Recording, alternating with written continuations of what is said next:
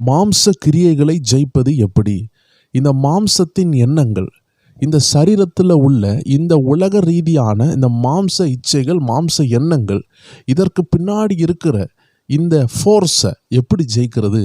இந்த மாம்ச சிந்தனையினால் என்னால் ஆவியில் எழும்பவே முடியலை. நான் ஆவியில் எழும்பணும்னு நினைக்கிறேன், ஆவிக்குரியவளாக வாழணும்னு நினைக்கிறேன்.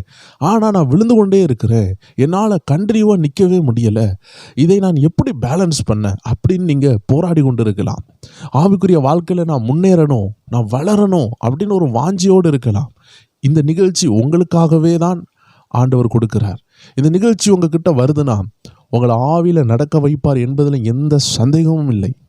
பிறந்த எந்த குழந்தைகளும் அது தவழாமல் அது நடந்ததே இல்லை. நடந்த பிள்ளைகள் தான் ஓடவும் செய்யும். அதனால் we cannot neglect the process. உங்களுடைய இந்த பயணத்தில் உள்ள ஒவ்வொரு அனுபவங்களையும் நீங்கள் சலிக்காமல் ஏற்றுக்கொள்ள வேண்டிய ஒரு அவசியம் உண்டு. ஏன்னா அதற்கு பின்னாடி பெரிய உயர்வு இருக்கிறது. விழுந்து கொண்டே இருக்கிறேன்னு சொல்கிறவங்க மட்டும்தான் எழுப்பி நடக்கவும் செய்வாங்க. ஏன் தெரியுமா நீங்கள் விழுந்து கொண்டே இருக்கிறீங்க? ஏன்னா நீங்கள் நடக்கணும்னு நினைக்கிறீங்க. அதனால் இந்த செய்தியை, இந்த அருமையான டாக்டரினை, இந்த அருமையான சத்தியத்தை, இதை இன்னும் ஆழமாக சொன்னால் இது ஒரு ரகசியம். உங்களுக்குள்ளே இருக்கிற ஜீவ நதியை திறந்து விடுகிற ஒரு அருமையான ரகசியம்.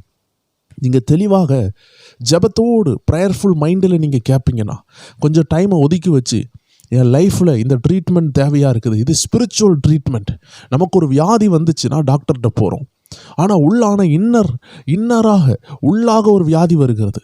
சோலில் ஏதாவது பிரச்சனை வந்தால் கூட சைக்காட்ரிஸ்ட்டை போகிறோம். ஆனால் ஸ்பிரிச்சுவலாக ஏதாவது பிரச்சனை வந்தால் நம்ம யார்கிட்ட போக முடியும்? வேத வசனத்தின் அண்டையில் தான் நம்ம வர முடியும். வேத வசனத்தை எழுதிய பரிசுத்த ஆவியானவருடைய ஆலோசனை தான் நமக்கு மிகவும் தேவையாக இருக்கிறது. இன்றைக்கி நீங்கள் அந்த ஆலோசனை கிட்ட தான் வந்திருக்கிறீங்க. என்னால் சொல்ல முடியும், இதை நீங்கள் ப்ராக்டிஸ் பண்ணி பழக நீங்கள் ஆரம்பித்து விட்டீர்கள் என்றால் உங்களைப் போல ஆவியில் நடக்கக்கூடிய ஒரு நபரை பல ஆயிரங்கள் பார்ப்பார்கள். ஆமேன். அப்படிப்பட்ட ஒரு நபர் எழும்புவீர்கள். அதில் எந்த சந்தேகமும் இல்லை. 4 பேர் சொல்லத்தக்கதாக இந்த சகோதரன், இந்த சகோதரி ஆவியானவரால் நடத்தப்படுகிறாங்க. இந்த சகோதரி தன்னுடைய ஆவியின் சத்தத்தை கேட்குறாங்க. தன்னுடைய ஆவியில் கேட்கக்கூடிய அந்த பரிசுத்த ஆவியின் சத்தத்தினால இவர்கள் மாம்ச இச்சைகளுக்கும் மாம்ச எண்ணங்களுக்கும் கீழ்ப்படியாமல் நடக்கிறார்கள் என்று சொல்லத்தக்கதாக கர்த்தருடைய ஆவியானவர் இந்த வார்த்தைகளை உங்கள் இருதயத்தில் ஒரு மரத்தில் அடிக்கப்பட்ட ஆணியைப் போல கர்த்தருடைய வார்த்தை உங்கள் இருதயத்தில் இறங்குவதாக. சுவத்தில் அடிக்கப்பட்ட ஆணியைப் போல, எதையும் தாங்கக்கூடிய ஒரு ஆணியைப் போல வார்த்தை உங்கள் இருதயத்தில் பளிச்சு நின்று, ஆமீன், வார்த்தை உள்ள போக எந்த தடையும் இல்லாமல் உங்கள் இருதயத்தை விட்டு கொடுத்து பாருங்கள். உங்கள் வாழ்க்கை மாறுகிறதை நீங்கள் உணர்வீர்கள். ஏனென்றால் நம்மளை யாராலையும் மாற்ற முடியாது. இந்த மாம்ச சிந்தனை என்பது ஒரு மோசமான படுகொலி. பாவத்தில் இருந்து, பாவியாய் இருந்து வாழ்ந்து கொண்டிருந்த அந்த மனிதனை இயேசு தேடி வந்த பொழுது பாவத்திலிருந்து விடுதலையாகி, மோசமான குணங்களிலிருந்து விடுதலையாகி கிறிஸ்துவுக்குள் வந்த பிறகு இப்பொழுது மாம்ச சிந்தனைகளின் போராட்டம். இதை எப்படி ஜெயிக்க? மாம்ச சிந்தனை என்றவுடன் இச்சைகள் என்று நினைத்து விடாதீர்கள். மாம்ச சிந்தனை என்பது கருகலான விஷயங்கள். தேவன் என்ன செய்ய சொல்கிறாரோ அதை செய்ய விடாமல் இருக்கிறது தான் மாம்ச சிந்தனை. ஸோ அதனால் எல்லாருமே இதை இச்சைகள், இது குடிபோதை, இது பண ஆசை அப்படி நினைக்காதீங்க. ஆண்டவர் இந்த இடத்துக்கு போவாதன்னு சொல்கிறாருன்னா நீங்கள் போகிறீங்கன்னா அது ஒரு மாம்ச இச்சை. ஆண்டவர் இதை பார்க்காத என்று சொல்லுகிறார்னா அது நல்லதாகவே இருந்தாலும் அதை பார்க்கக்கூடாது. ஏனென்றால் நம்முடைய மாம்ச இச்சைகள் நம்மளை என்ன செய்யும்? அது நல்லது தானே, அதை பார்க்கலாமே அப்படின்னு சொல்லி பார்க்க வைக்கும். ஆனால் அதையும் ஜெயிக்கிறது மாம்ச இச்சைகளை ஜெயிக்கிறது. ஸோ ஆவிக்குரிய வாழ்க்கையில் ஏற ஏற ஏற நாம் உயர உயர உயர நாம் நினைத்து கொண்டிருந்த நிறையா விஷயங்களும் அது மாம்சத்தின் எண்ணங்களாகவே இருக்கிறது. அதனால் இது ஒரு இச்சையை குறித்து பேசுகிறாங்க, இல்லை இது ஒரு குடிபோதையை பற்றி பேசுகிறாங்க, இல்லை இது ஒரு பண ஆசையை பற்றி பேசுகிறாங்க அப்படின்னு மட்டும் நீங்கள் ஒரு ஷெட்யூல் போட்டு இதுதான் மாம்ச இச்சைகள் என்று நினைத்து நீங்கள் தேவனுடைய ஆவியானவரால் நடத்தப்படாமல் ஒரு மாம்ச வாழ்க்கையை வாழ்ந்து விடாதபடி நீங்கள் தெளிவாக சத்தியத்தை புரிந்து கொள்ளுங்கள். வேதம் சொல்லுகிறது, என் ஜனங்கள் அறிவில்லாமையினால் சங்காரமாகிறார்கள். ஸோ தேவ ஜனங்களை சத்தியம் என்ன செய்யும்? உங்கள் ஆவிக்குரிய அறிவை கூட்டும். அப்பொழுது சங்காரம், அழிவு, நிறைய நாள் வந்து கொண்டிருந்த போராட்டம் உங்களை விட்டு போய்விடும். ஒரு அருமையான சாட்சியை சொல்லி இந்த அருமையான நம்ம சத்தியத்தை, இந்த ரகசியத்தை நாம் தெரிந்து கொள்ளலாம். ஒரு சகோதரி அடிக்கடி தன் கணவரால் அடிபட்டு கொண்டே இருந்தாங்க. எப்பொழுதுமே குடித்து கொண்டு வருவார், அடித்து கொண்டே இருப்பார். அப்பொழுது அவர்கள் வேதாகமத்தை அதிகமாக வாசிக்க தொடங்கினார்கள். வேதாகமத்தை வாசித்தால் அதையும் பிடுங்கி எரித்து அதை அடுப்பில் தூக்கி வைத்து விடுவார். இப்படியாக பல பைபிளை அவர்கள் தியாகமாக எரிக்கவே ஒரு சூழ்நிலை வந்துவிட்டது. பல முறை அடி வாங்கியிருக்கிறார்கள். இப்படி அந்த எழுத்துகள் எரிந்து கொண்டே இருக்கிறது. வேத புஸ்தகங்களை படிக்கும் பொழுது அதை எரித்து விடுவார். ஆனால் ஒன்று மட்டும் நிச்சயமாக நடந்தது. என்ன தெரியுமா? அந்த வேதனையின் மத்தியில் அந்த பைபிளை வாசிக்கும் பொழுது அது இருதயத்துக்குள் பதிந்து விட்டது. இன்னைக்கு எல்லா கிறிஸ்தவர்களுடைய கைகளிலும் பைபிள் இருக்கிறது. யோசித்து பாருங்கள், இந்த உலகத்தில் எங்கேயுமே பைபிள் இல்லைன்னா எப்படி இருக்கும்? எங்கேயாவது இருந்து நம்ம பைபிளை வாங்கணும். இந்த தேசத்தில் பைபிள் வாசிக்கக்கூடாதுன்னு ஒரு சட்டம் வருகிறதுனா நீங்கள் யோசித்து பாருங்கள். அந்த நேரத்தில் நீங்கள் பைபிளை தேடுவீர்கள். வாசித்தால் கொலை பண்ணுவார்கள், வாசித்தால் அடிப்பார்கள். ஆனால் இன்று நம்முடைய தலைமாட்டில் பைபிள் இருக்கிறது, செல்ஃபோனில் பைபிள் இருக்கிறது. ஆனால் ஒரு மோசமான காலம் வருகிறதுன்னு யோசித்து பாருங்கள். செல்ஃபோனில் எல்லா பைபிள் அப்ளிகேஷனை லாக் பண்ணுறாங்க. இன்டர்நெட்டில் சர்ச் பண்ணால் எந்த வெப்சைட்லேயும் பைபிள் கிடைக்காது, ஜெமினியில் கிடைக்காது, மீட்டாவில் கிடைக்காது, எந்த ஏஐ சாஃப்ட்வேர்ஸ்லேயும் பைபிள் கிடைக்கல, எந்த ப்ளே ஸ்டோர்லேயும் பைபிள் கிடைக்கல, எந்த மேக் சாஃப்ட்வேர்ஸ்லேயும் கிடைக்கல, எந்த ஆண்ட்ராய்ட்லேயும் சப்போர்ட் பண்ணல. எந்த விதமான பைபிள் இருந்தாலும் அவர்களை சிறையில் போடுவார்கள், இல்லை என்றால் கொலை செய்வார்கள், சித்திரவதைப்படுத்துவார்கள். என்றால் அந்த நேரத்தில் பைபிளினுடைய அருமை நமக்கு தெரியும். நாம் நாடு கடந்து போயாத அந்த பைபிள் வசனங்களை படிக்கலாம் என்று ஆர்வப்படுவோம். ஆனால் இன்று நாம் கிட்டவே அந்த பைபிள் இருக்கிறது, நாம் அதை வாசிக்கவே இல்லை. இந்த அனுபவம் தான் அந்த சகோதரி கையில் வந்தது. ஊருக்கு பைபிள் வாசிக்கக்கூடாதுன்னு ஒரு கட்டளை வராமல் இருந்தாலும் அந்த சகோதரியினுடைய வாழ்க்கையில் அந்த சகோதரன் பைபிள் வாசிக்கக்கூடாது என்ற மரண கட்டளையை எடுக்கிறார். அந்த பெண்மணி கணவனுக்கு கீழ்ப்படிந்து பைபிளை வாசிக்க முடியாத ஒரு சூழ்நிலையிலும் மனப்பாடம் பண்ண வசனங்களை சிந்தித்து தியானிக்க ஆரம்பிக்கிறார்கள். ஏன்னா உண்மையான வேதம் இருதயத்தில் இருக்கிறது, அதை அவனால் திருட முடியவில்லை. அதனால் தான் தேவ ஜனமே, ஆண்டவராகிய இயேசு சொன்னார், இந்த வானமும் பூமியும் அழிந்தால் என் வார்த்தை ஒருபொழுதும் அழியாதுன்னு சொன்னாரே. எல்லா வேதாகமங்களையும் எரித்து தீகொளித்த அந்த வால்டர்னு சொல்லக்கூடிய ஒரு நபர் இருந்தார். அவர் எல்லா வேதங்களையும் எரித்து சாம்பலாக்கினார். ஆனால் அவர் ஒரு குறிப்பிட்ட வியாதியில் அவருடைய வீடு, பல ஏக்கர் உள்ள வீடுகளை பைபிள் சொசைட்டி ஆஃப் இந்தியான்னு சொல்லக்கூடிய அந்த பைபிள் சொசைட்டின்னு சொல்லக்கூடிய அந்த ஒரு நபர்களுக்கு விற்கக்கூடிய ஒரு சூழ்நிலை வந்தது. அதே வீட்டில்தான் கோடிக்கணக்கான பைபிளை பிரிண்ட் அடிக்கக்கூடிய ஒரு நிலைமையும் உண்டானது. ஸோ இதே போல அநேக சாட்சிகளை நாம் கேள்விப்பட்டிருக்கிறோம். இந்த ஜீவ வார்த்தைகளை அழிக்க வந்த நபர்கள் தொடப்பட்டிருக்கிறார்கள். ஏனென்றால் இந்த வார்த்தை பேப்பரில் இருக்கும் பொழுது எரித்து விடலாம், ஆனால் அது ஆவியும் ஜீவனுமாக இருக்கிறது. அது உங்கள் இருதயத்துக்குள் இருந்தால் யாராலையும் திருட முடியாது. இந்த சகோதரியினுடைய இருதயத்துக்குள்ளாடி ஞானம் இருந்தது, அறிவு இருந்தது. வேதம் சொல்லுகிறது, அறிவில்லாமையினால் சங்காரமாகிறார்கள். ஸோ அதனால் அறிவு இருந்ததுனால இந்த சகோதரியினுடைய சங்காரம், அழிவு, இவர்கள் வாழ்க்கையில் வர வேண்டிய உபத்திரவம் இவர்களை விட்டு போனது. எப்படி போனதுன்னு நான் தெளிவாக சொல்லுகிறேன். ஒவ்வொரு முறையும் இவர் அடிப்பார். இந்த அக்கா என்ன செய்வாங்க? ஒவ்வொரு முறையும் நல்லா சமையலை செய்து அவருக்கு முன்னாடி கொண்டு வந்து வைப்பாங்க. அவர் அடித்த காயங்களும் அவருடைய அந்த கைகள் பதிந்த தழும்புகளும் அவர்கள் கன்னத்தில் இருக்கும், முகத்தில் இருக்கும். ஆனால் இந்த அக்காவுடைய இருதயத்தில் பேதுரு சொன்ன வார்த்தைகள் உள்ளே இருக்கிறது. உங்களுடைய நல்ல கனியினால பிறரை ஆதாயப்படுத்த முடியும், உங்கள் கணவரை ஆதாயப்படுத்த முடியும். அப்போ கனி நிறைந்த வாழ்க்கை வாழணும்னு அவங்க இருதயத்துக்குள்ளே தீர்மானம் எடுத்துட்டாங்க. ஏன்னா வாழ்ந்தால் ஒரு வாழ்க்கை சத்தியம் சொல்லுகிறது தான் வாழணும்னு சொல்லி என்ன அடி வாங்கினாலும் செத்தாலும் சரி கீழ்ப்படிந்து சாவும். இதே காட்டிலும் ஒரு உன்னதமான மரணம் உண்டா? எத்தனையோ பேர் ஆக்சிடென்ட் ஆகி சாகிறாங்க, ப்ரெஷர் சாகிறாங்க, கேன்சரில் சாகிறாங்க. நான் சத்தியத்திற்காக சாகட்டுமே என்று சொல்லி உண்மையாக வாழணும் நினைத்து கீழ்ப்படிய ஆரம்பித்தார்கள். ஒவ்வொரு முறையும் நல்லா கவனிப்பாங்க, விழுந்து கவனிப்பாங்க. அவனுக்கே ஆச்சரியமாய் விட்டது. என்னப்பா இது, நம்ம இவ்வளோ கொடூரமாக இருக்கோம், இவன் இவ்வளோ அன்பாக இருக்காளே.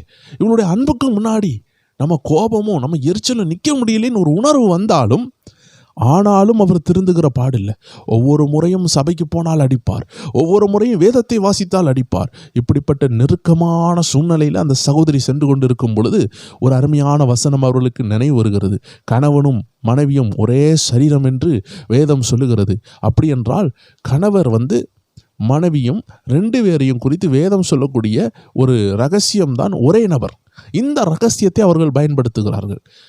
ஒவ்வொரு முறையும் அடிக்கும் பொழுது அந்த அக்கா சிரிக்க தொடங்கினார்கள்.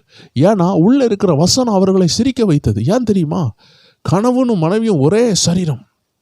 இந்த சத்தியம் அவர்களுக்குள்ளாடி பலமாக இறங்கினதுனால அவங்களுக்கு சிரிப்பு வருது. ஏன்னா கணவர் இப்போ மனைவியை அடிக்கும் பொழுது யாரை அடிக்கிறாரு? அவங்களுக்குள்ள சத்தியம் என்ன செய்யுது? அவங்கள சிரிக்க வைக்குது. உலகத்துக்கு இது பைத்தியமாக தோணும். ஆனால் சத்தியம் உள்ள நிரம்பினதுனால அவர் அடிக்க அடிக்க அந்த அக்கா சிரிச்சுக்கிட்டே இருக்கிறாங்க. ஏமா சிரிக்கிறேன்னு அவர் கொஞ்சம் உணர்வு வந்து கேட்குறாரு. எங்க உங்களுக்கு தெரியுமா, நீங்கள் யார் அடிக்கிறீங்க தெரியுமா, நீங்கள் உங்களையே அடித்து கொண்டு இருக்கிறீங்கன்னு அந்த ஒரு வார்த்தையை சொன்னாங்க. அந்த ஒரு வார்த்தையில் அவர் நொந்து போனார். ஏமா நீ இப்படி சொல்கிற, நான் அடிக்கிறது உனக்குல வலிக்குது, அப்போ ஏன் நீ என்ன பார்த்து அப்படி சொல்கிற அப்படின்னு அவர் கேட்கும் பொழுது வேதத்தில் உள்ள ஒரு அருமையான சத்தியத்தை சொல்கிறாங்க. கணவனும் மனைவியும் ஒரே சரீரமாக இருக்காங்க. எந்த கணவர் தன் மனைவியை அடிக்கிறாங்களோ அந்த கணவர் தன் சரீரத்தையே அடிக்கிறாங்க. ஒரு நாள் வரும், அதனுடைய வேதனையை அவர்கள் புரிவார்கள். யோசித்து பாருங்கள் தேவச்சனமே, அன்பான மனைவியை கொன்ன பிறகு, அடித்து நொறுக்கின பிறகு கஷ்டப்பட போகிறது யாரு? உருக்கமாக உண்மையாக நேசிக்கிற அந்த மனைவியை சித்திரவதைப்படுத்தி டைவர்ஸ் பண்ண பிறகு சித்திரவதைப்பட போகிறது யாரு? நல்ல மனைவியை ஒரு குடிகாரன் செவுத்துல அடித்து தலையை அடித்து கொண்டானே, இது நடந்த சம்பவமே. இந்த 2 கைப்பிள்ளைகளை வளர்க்க போறது யாரு? நல்ல ஒரு அம்மா இல்லாமல் வளரப்போகிற அந்த பிள்ளையினுடைய எதிர்காலத்தை அவன் யோசித்தானா? இல்லை. ஏனென்றால் அவனுடைய குடிபோதை அவனை குருடாக்கினது. ஸோ தேவ ஜனமே, வசனம் வந்தவுடனே, அந்த வசனத்தின் வெளிச்சத்துக்கு முன்னாடி, இந்த அக்கா சொன்ன ரெவலேஷன் முன்னாடி, தேவனுடைய அந்த ஆற்றலை உணர்ந்தவுடன், வார்த்தையின் வல்லமையை உணர்ந்தவுடன் அவன் கைகள் நடுங்க ஆரம்பித்தது. அவன் வாயிலிருந்து தண்ணீர்கள் வடிய ஆரம்பித்தது. ஏனென்றால் அவனுக்குள்ள இருந்த அசுத்த ஆவி, அந்த பொல்லாத குடிகார ஆவி இந்த வசனத்துக்கு முன்னாடி நிற்க முடியாமல் அலற தொடங்கினது. எம்மா தண்ணியை கொண்டு வான்னு சொன்னான். ஐயோ தலை சுத்துதேன்னு சொன்னான். அப்படியே கீழே உட்கார்ந்த பிறகு வசனத்தை ஏற்றுக்கொண்டான். அவன் ஒத்துக்கொண்டான். என் குடியின் வல்லமையை காட்டிலும், என்னுடைய கோபத்தை காட்டிலும் உன் அன்பு வல்லமை உள்ளது. நீ ஆராதிக்கிற ஆண்டவர் உண்மை உள்ளவர். சிங்க கெபிக்குள்ள போன தானியேலை பற்றி அந்த ஊர் சொன்னது என்ன? அந்த ராஜா சொன்னது என்ன? நீ ஆராதிக்கிற ஆண்டவர் உன்னை காப்பாற்றுவார்னு சொல்லி அந்த சிங்கக்கபில அனுப்பி விட்டாங்க. இப்போ ராஜா வந்து நித்திரை இல்லாமல் வந்து கேட்கிறார், உன் தேவன் உன்னை காப்பாத்தினாரா? அப்போ தானியேலுடைய சத்தம் வந்தது, ஆம் என் தேவன் காப்பாத்தினார். அப்பொழுது ராஜா ஆண்டவரை மகிமைப்படுத்தினார். ஆம் உன்னுடைய தேவன் வல்லமை உள்ளவர், சிங்கங்களுக்கு காப்பாத்தினாரே. அதே போல அந்த குடிகார சிங்கமாகிய மோசமான அந்த கணவரிடத்தில் இருந்து அந்த வசனம் அந்த ஸ்திரீயை காப்பாத்தினது. அவர்கள் மனம் திரும்பினார்கள், சேர்ந்து ஊழியம் செய்ய ஆரம்பித்தார்கள், அநேக லட்சங்களை தொட்டார்கள். தேவ ஜனங்களே, நம்மளுடைய சோதனையை சாதனையா மாற்ற வசனத்தால முடியும். நீங்க இப்போ ரைட் நவ் இப்பொழுது சோதனையில இருக்கலாம். நீங்க சோதனையை பார்க்காதீங்க, சோதனைக்கு பின்னாடி இருக்கிற சாதனையை பாருங்க. ஆண்டவராகிய இயேசு சிலுவையை பார்த்திருந்தார்னா சிலுவைக்கு பின்னாடி இருக்கிற சிங்காசனத்தை பார்த்திருக்க முடியாது. அதனால அவர் சிலுவைக்கு பின்னாடி இருக்கிற உயர்வை பார்த்தார். சிலுவைக்கு பின்னாடி இருக்கிற ஏராளமான திரள் ஜனங்களுடைய ரட்சிப்பை பார்த்தார். அவருடைய இரத்தத்தினால் கழுவப்பட போகிற சின்ன சின்ன இளம் பிள்ளைகளை பார்த்தார். குடிகாரர்களை பார்த்தார். நரகத்தில் அழிய போகிற ஒவ்வொரு ஆத்மாவும் இயேசுவின் இரத்தத்தினால தான் பரலோகத்துக்கு வரப்போகிற அந்த உயர்வான காட்சியை பார்த்தார். அதனால சிலுவையும் அவருடைய கைகளில் பதிந்த அந்த ஆணிகளும் பலனற்று போனது. அந்த ஆணியினால் இயேசுவின் வேதனையை கூட்ட முடியவில்லை. காரணம், இந்த உலக வேதனையை தந்தாலும் நரகத்தில் போய் நித்தியமாக காலமாக எரிய போகிற அநேக ஆத்மாக்களுடைய உயிர், அந்த வேதனையை ஆண்டவர் பார்த்து, இந்த வேதனை என் ஜனங்கள் படக்கூடாது, இதை காட்டி நான் சிலுவையில் அறையப்பட்டு போகட்டும், என் ரத்தம் தரையில் சிந்தட்டும், அந்த இரத்தத்தினால் அவர்கள் கழுவட்டும் என்று தன்னுடைய வேதனையை பொருட்படுத்தாம கோடிக்கணக்கான மக்களுக்கு, இந்த மனிதர்களாய் பிறந்த ஒவ்வொரு பேருக்கும் இரட்சிப்பின் மார்க்கத்தை உண்டாக்க சிலுவையில் மாண்டார். ஸோ அருமையானவர்களே, நீங்கள் சோதனையை பார்த்து உங்கள் சாதனையை இழந்து விடாதீர்கள். சோதனை உள்ளவர்களுக்கு ஒவ்வொரு பேருக்கும் சாதனை உண்டு. சோதனையில் நீங்கள் அழிந்து போகலாம், ஆனால் சோதனையை தாண்டி நீங்கள் சாதனையாளராக மாறலாம். உங்கள் கையில் இருக்குது. வேதம் சொல்லுகிறது, மரணத்தையும் ஜீவனையும் உங்களுக்கு முன்னாடி ஆண்டவர் வைத்திருக்கிறார். நீங்கள் விரும்புகிற பாதையில் நீங்கள் செல்லலாம். எத்தனை பேர் உணர்கிறீங்க? நான் அடிக்கடி யோசிப்பேன், ஊழியம் செய்கிறதுனால யோசிப்பேன், ஆண்டவரே என் கண்ணு முன்னாடி இந்த சகோதரன் குடித்து கொண்டே இருக்கிறாரே, நான் பிடித்து அவருக்கு 2 அடியை போட்டு, எம்மா ஐயா இங்கே உள்ள வாரும், குடிக்காதீங்கய்யா, நீங்கள் நரகத்துக்கு போயிருவீங்கயா, நரகத்தில் போய் கஷ்டப்படுவீங்கயான்னு உரிமையாக ஒரு 2 அடி அடித்து பிடித்து ஒரு அன்பாக ஒரு சகோதரனாக, என் சகோதரனை நான் நேசிக்கிறது போல, ஐயா குடிக்காதீங்கன்னு சொன்னால் கூட அவன் என்ன செய்வான்? அவனுக்கு உணர்வு வராது, அவன் புரிய மாட்டான், அவன் குடித்து கொண்டு தான் இருக்கிறான். பரிசுத்த ஆவியானவர் கிரியை செய்தால்தான், அவனும் மனம் திரும்பினால்தான் அந்த பாவத்திலிருந்து விடுதலையாக முடிகிறது. ஆனால் எவ்வளோதான் நாம் அடித்தாலும், எவ்வளோதான் அவன் சென்டர்ஸுக்கு போய் மனம் திரும்பினாலும் உள்ளான ஒரு மாற்றம் வரணும். நிறைய ரீஹாபிட்டேஷன் சென்டரில் போய் குடியை விடுறாங்க, ஆனால் மனதளவில் அந்த ஸ்பிரிட்டிலிருந்து விடுதலையாகலை. குமாரன் ஒருவனை விடுதலையாக்கினால், ஆண்டவராய் இயேசு, குமாரனாகிய இயேசு ஒருத்தரை விடுதலையாக்கினால் அவன் மெய்யாகவே விடுதலையாவான். என்னுடைய தகப்பன் குடி போதையினுடைய கடை வைத்திருந்தவர். ஏராளமான குடி பாட்டில்கள் எத்தனையோ நபர்களுக்கு இலவசமாக கொடுத்துருக்குறாங்க. என்னுடைய தகப்பன் அடிக்கடி சொல்லுவார், இந்த ப்ரைவேட் ஒயின் ஷாப்பில் இருந்து அவர் +1 +2 படிக்கும்போது சார்மார்களுக்கு கொடுத்துருக்கிறார், பிரின்சிபாலுக்கு கொடுத்துருக்கிறார், இலவசமாக அவர் படித்து பாஸ் ஆகியிருக்கிறார். பாருங்களேன். ஆனாலும் அந்த படிப்பு இவருக்கு உதவி செய்யலை. ஏன்னா தவறான வழியில் வந்த படிப்புனால இப்போ ஊழியத்தில் தான் இருக்கிறார். இப்போ ஆண்டருடைய பாடம் தான் அவருக்கு உதவி செய்தது. உலக படிப்பில் ஒன்றும் சாதிக்க முடியலை. ஏன்னா குடி பாட்டில் குடித்து மார்க் போட்ட டீச்சருடைய லெவல் என்ன ஆகும் யோசித்து பாருங்கள். குடி எல்லாமே செய்யும், ஆனால் குடி பரலோக ராஜ்யத்துக்கு கொண்டு போகாது, பரிசுத்தத்தை உண்டாக்காது. உலக நண்பர்களை வேணால் சந்திக்கலாம், அப்படிப்பட்ட குடிகடையை வைத்த நபரையே இன்னைக்கு ஆண்டவர் ஊழியக்காரனாக மாற்றி இருக்கிறார். இது ஒரு கட்டுக்கதை அல்ல தேவ சின்னமே, இது உண்மையாக நடந்த சம்பவங்கள். ஸோ அதனால் நம்ம யாரையும் அடித்து திருத்த முடியாது. உரிமையாக போய் சொல்லி, ஐயா நீங்கள் குடியை விடுங்க, ஐயா இந்த பிரச்சனையை விடுங்க, நரகத்தில் போய் எரிவீங்கன்னு சொன்னால் கேட்க மாட்டாங்க. நம்ம கடந்த நாட்களில் இந்த ஜிபி டிவியில் நம்ம பார்த்து கொண்டு இருக்கிறோம், நிறைய அந்த காட்ஸ் பவர் டிவியில் எப்படி நரக காட்சிகள் எப்படிலாம் வேதனைப்படுறாங்கன்னு. இந்த பாதாளத்தில் போய் இருந்துட்டு பாதாளத்தில் பல ஆண்டுகளாகவே நின்று கொண்டே இருக்கிறாங்க, எரிந்து கொண்டே இருக்கிறது. பாதாளத்திலையும் அக்கினி கற்கள் இருக்கிறது, அதில் சூடு இருக்கிறது என்று ஒரு தாயாரனுடைய தரிசனத்தை நாம் இடையில் பார்த்திருந்தோம். பாருங்களேன், இந்த ரகசியங்களை நாம் புரிந்து கொள்ள வேண்டும். அங்கே நம்ம அக்கினி கடலில் தள்ளப்படாட்டியும் நியாய தீர்ப்புக்காக அந்த உபத்திரவத்தில் காத்து கொண்டே இருப்பாங்க. சூடாக இருக்கும், அழுது கொண்டே இருப்போம், சங்கிலியினால் கெட்டப்பட்டு இருக்கலாம். அந்த தரிசனத்தை பார்க்கும் பொழுது இப்படிப்பட்ட சம்பவங்கள்லாம் இருக்குது, நம்மளால் உணர முடிகிறது. ஸோ அதனால் நம்ம கவனமாக இருக்கணும். பாதாளத்தில் போய் அவன் கஷ்டப்படுவானே நம்ம யோசித்து சத்தியத்தை சொன்னால் கூட அவன் ரட்சிக்கப்படாமல் தன் இருதயத்தை கடினப்படுத்துகிற ஒரு உலகத்தில் தான் நம்ம இருக்கிறோம். அதனால தான் சத்தியத்தை ஏற்றுக்கொள்ளணும், ஏற்றுக்கொண்டு மனம் திரும்பணும். ஏன்னா பாதாளத்துக்கு போன பிறகு திரும்பி வர முடியாது. No mercy, no favour, no return, no ப்ரேயர்னு அந்த சாட்சியில் நம்ம கேள்விப்பட்டோம். பார்க்காதவர்கள் போய் பாருங்கள். ஸோ அந்த சாட்சி அருமையான சாட்சி. அப்போ அந்த பாதாள காட்சியை கண்ணு அந்த சகோதரி சொன்னாங்க, அங்கே போனவங்க திரும்பி வரவே முடியாது. அங்கே போயிட்டு குடிகாரங்க அழுவாங்க, ஐயோ நான் தப்பு பண்ணிட்டேனே, ஐயோ எனக்கு ஒரு வாய்ப்பு கிடைக்காதா. அதே தான் சொல்லப்படுகிறது, சகோதரா உனக்கு இந்த பூமியில் வாய்ப்பு கிடைக்கிறது, ஏன் மனம் திரும்ப வேண்டாம், ஏன் மனம் திரும்பாமல் நீ இருக்கிற? மனம் திரும்பி இருக்கலாமே. அந்த நரகத்தில் போய் அந்த பாதாளத்தில் போய் நீ அழணும்.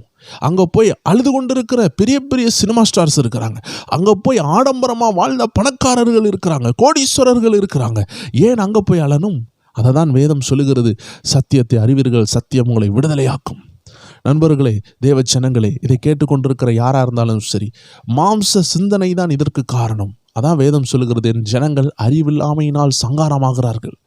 ஸோ இந்த மாம்ச சிந்தனையை ஜெயிக்கணும் அப்படின்னு சொல்லி சீக்கிரமாக நான் கேட்டுட்டு இந்த செய்தியை நான் ஃபாஸ்ட்டாக கேட்கணும்னு நினச்சி நிறைய பேர் வந்திருப்பாங்க.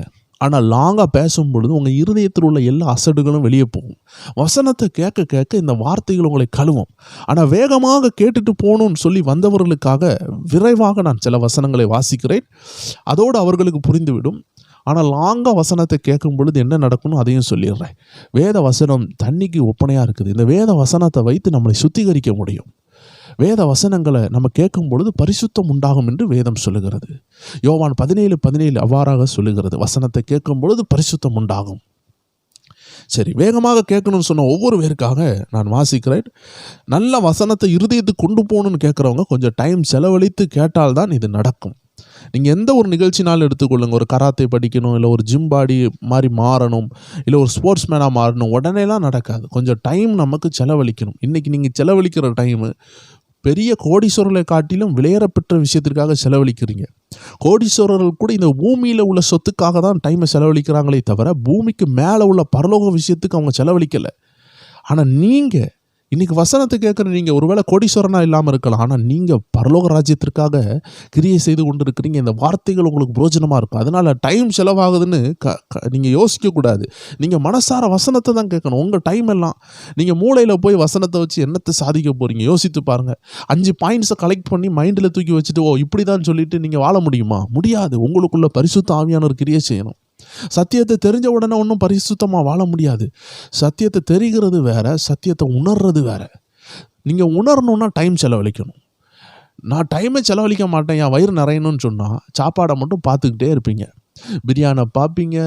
நல்ல பேக்கரியில் போனால் பிள்ளைகளுக்கு உங்களுக்கு அனுபவம் இருக்கும். பேக்கரியில் போனால் பிடிச்ச ஐட்டமாக இருக்கும், ஆனால் அதை வாங்கக்கூடிய காசு இருக்காதுன்னு வைங்களேன். எல்லாத்தையும் பார்க்க தான் முடியும். சுகர் பேஷண்ட்ஸை கேட்டு பாருங்கள், எல்லா இனிப்புகளையும் நினச்சி கதையை சொல்லுவாங்க. என் அம்மா இப்படி சுட்டு தந்தாங்க, என் பாட்டி சுட்டு தந்தாங்க, என் மாமியார் இதை கொண்டு வருவாங்க, ஆனால் தின்ன முடியலையே.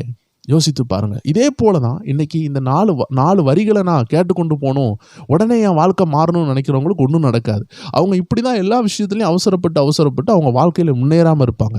கொஞ்சம் டைம் செலவழித்து, கொஞ்சம் ஜெபித்து, இதனுடைய ரகசியம் என்ன தான் இருக்குது, ஏன் மாம்சத்தை ஜெயிக்க முடியல, இதில் என்ன போராட்டம் இருக்குதுன்னு கொஞ்சம் டைம் இன்வெஸ்ட் பண்ணிங்கன்னா உங்கள் டைம் நிச்சயமாக வேல்யூ உள்ளதாக மாறும்.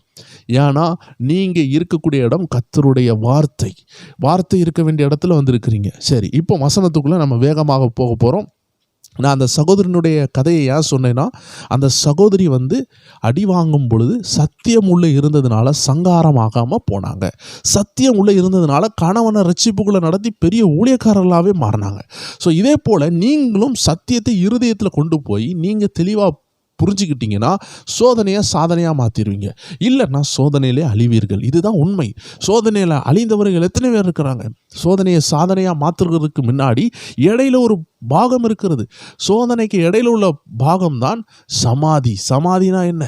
சோதனை, சாதனை, இதுக்கு இடையில ஒன்று இருக்குது. சமாதினா மௌன நிலைக்கு போயிடுவாங்க.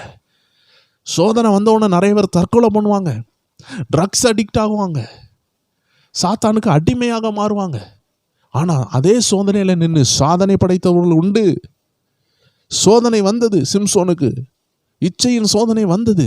கண்களை இழந்தான், பெலனை இழந்தான், அழைப்பை இழந்தான், தலையில் உள்ள முடியை இழந்தான், அபிஷேகத்தை இழந்தான். ஆனால் அதுக்கு பிறகு அவன் ஜீவனையும் இழந்தான். அதே சோதனை தான் யோசேப்புக்கு வந்தது. தன்னை காத்து கொண்டான், கரைபடாமல் காத்து கொண்டான், வஸ்திரத்தை இழுத்த பொழுதும் ஓடினான், அதனால் உயர்வை பெற்றான். சோதனையை சாதனையாக மாற்றினவர்கள் இருக்கிறாங்க, சோதனையில் செத்தவர்களும் இருக்கிறாங்க. தேவ ஜனங்களே, நீங்கள் சோதனையை தாண்டி வாழணும்னு நினைக்கிறீங்களா, இல்லை சோதனையிலே மாளணும்னு நினைக்கிறீங்களா? ஒரு இச்சை, ஒரு மாம்ச சிந்தனையை சரி விட்டுட்டு போட்டும் அப்படின்னு விட்டீங்கன்னா அது காட்டுத்தீ போல. ஒரு வைக்கோலுக்குள்ளாடி ஒரு சிகரெட்டு பீடி விழுந்தா போதும், அதனுடைய தீ ஒரு ஊரே எரித்து விடும். இதே போல தான் உங்கள் இருதயத்துக்குள்ளாடி ஒரு இச்சையை விட்டு வச்சா கூட, சத்தியத்துக்கு இடம் கொடுக்காம அந்த இச்சை இருக்கட்டும்னு விட்டு வச்சிங்கன்னா 50 வயசு ஆனாலும் அது உங்களை விட்டு போகாது, 90 வயசு ஆனாலும் போகாது. தீயை அணைக்கணும்.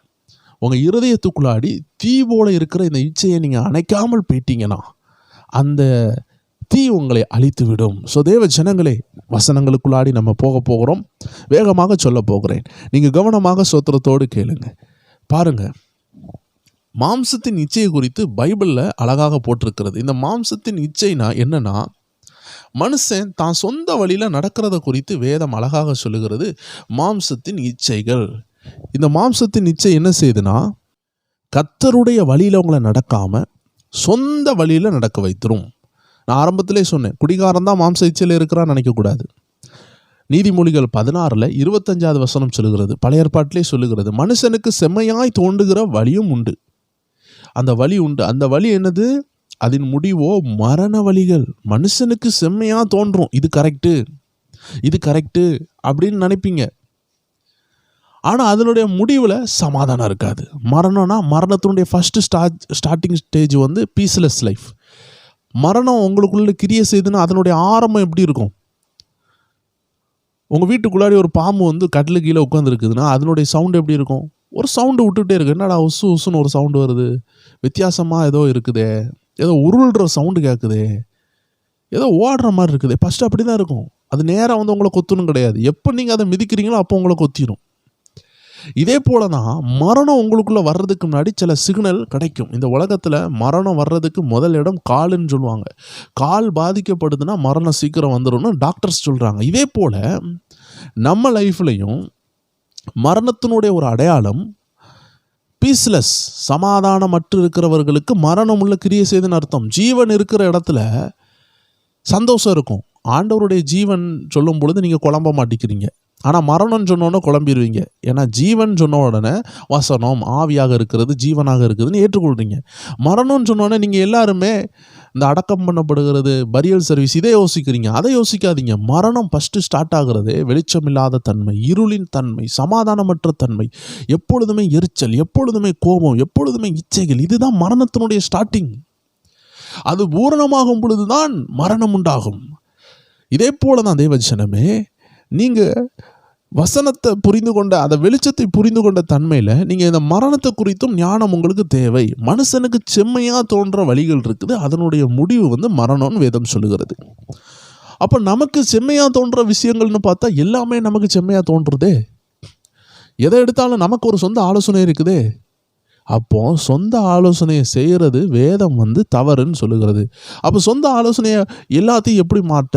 ஒவ்வொரு நேரம் பாஸ்டருக்கு ஃபோன் பண்ணியா, ஒவ்வொரு நேரம் நான் கடவுள்கிட்ட எப்படி பேச, எப்படி கடவுளுடைய ஐடியாவை பெற்றுக்கொள்ளனா, நீங்கள் கடவுளுடைய நபராகவே மாற வேண்டும். அதை தான் வேதம் விரும்புகிறது.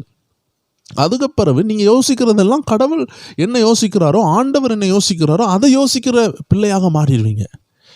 பிரச்சனையே கிடையாது. ரொம்ப ஈஸி, ரொம்ப சிம்பிளான விஷயம். நீங்கள் யோசிச்சுட்டு இருக்கிறீங்க, இப்போ உங்கள் மூளையில் கர்த்தருடைய ஆவியானவர் யோசிக்க ஆரம்பிக்கிறார். இப்போ அவரோட சேர்ந்து யோசிக்க ஆரம்பிச்சிட்டிங்க. ஒரு சின்ன கனெக்ஷன் மாற்றி விடணும்.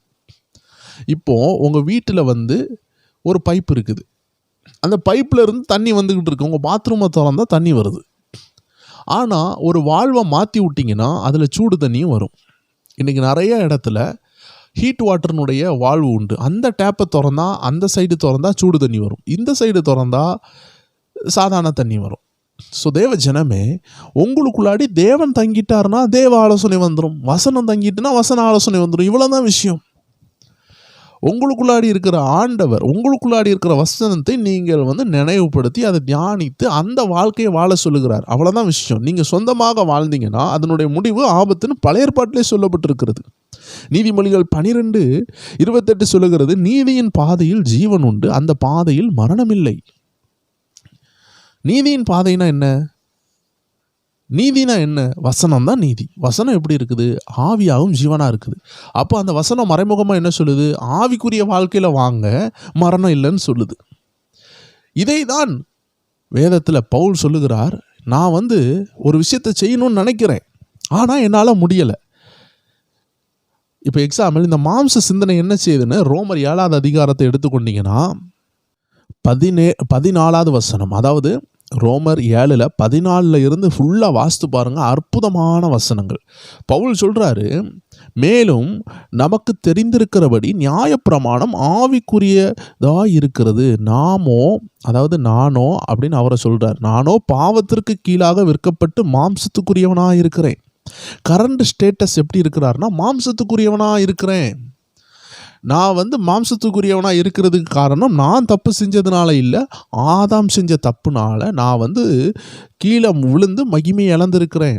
ஏன் இன்றைக்கி இயேசு இல்லைன்னா நரகத்துக்கு போகிறாங்க அப்படின்னு நம்ம பார்க்குறோன்னா, இயேசு இல்லாமல் நரகத்துக்கு போகிறதுக்கு மெயின் ரீசன், எல்லாருமே பாவம் செஞ்சதுனால பாவிகள் அல்ல, நம்ம பாவம் செய்யாமலே பாவிகளாக இருக்கிறோம்.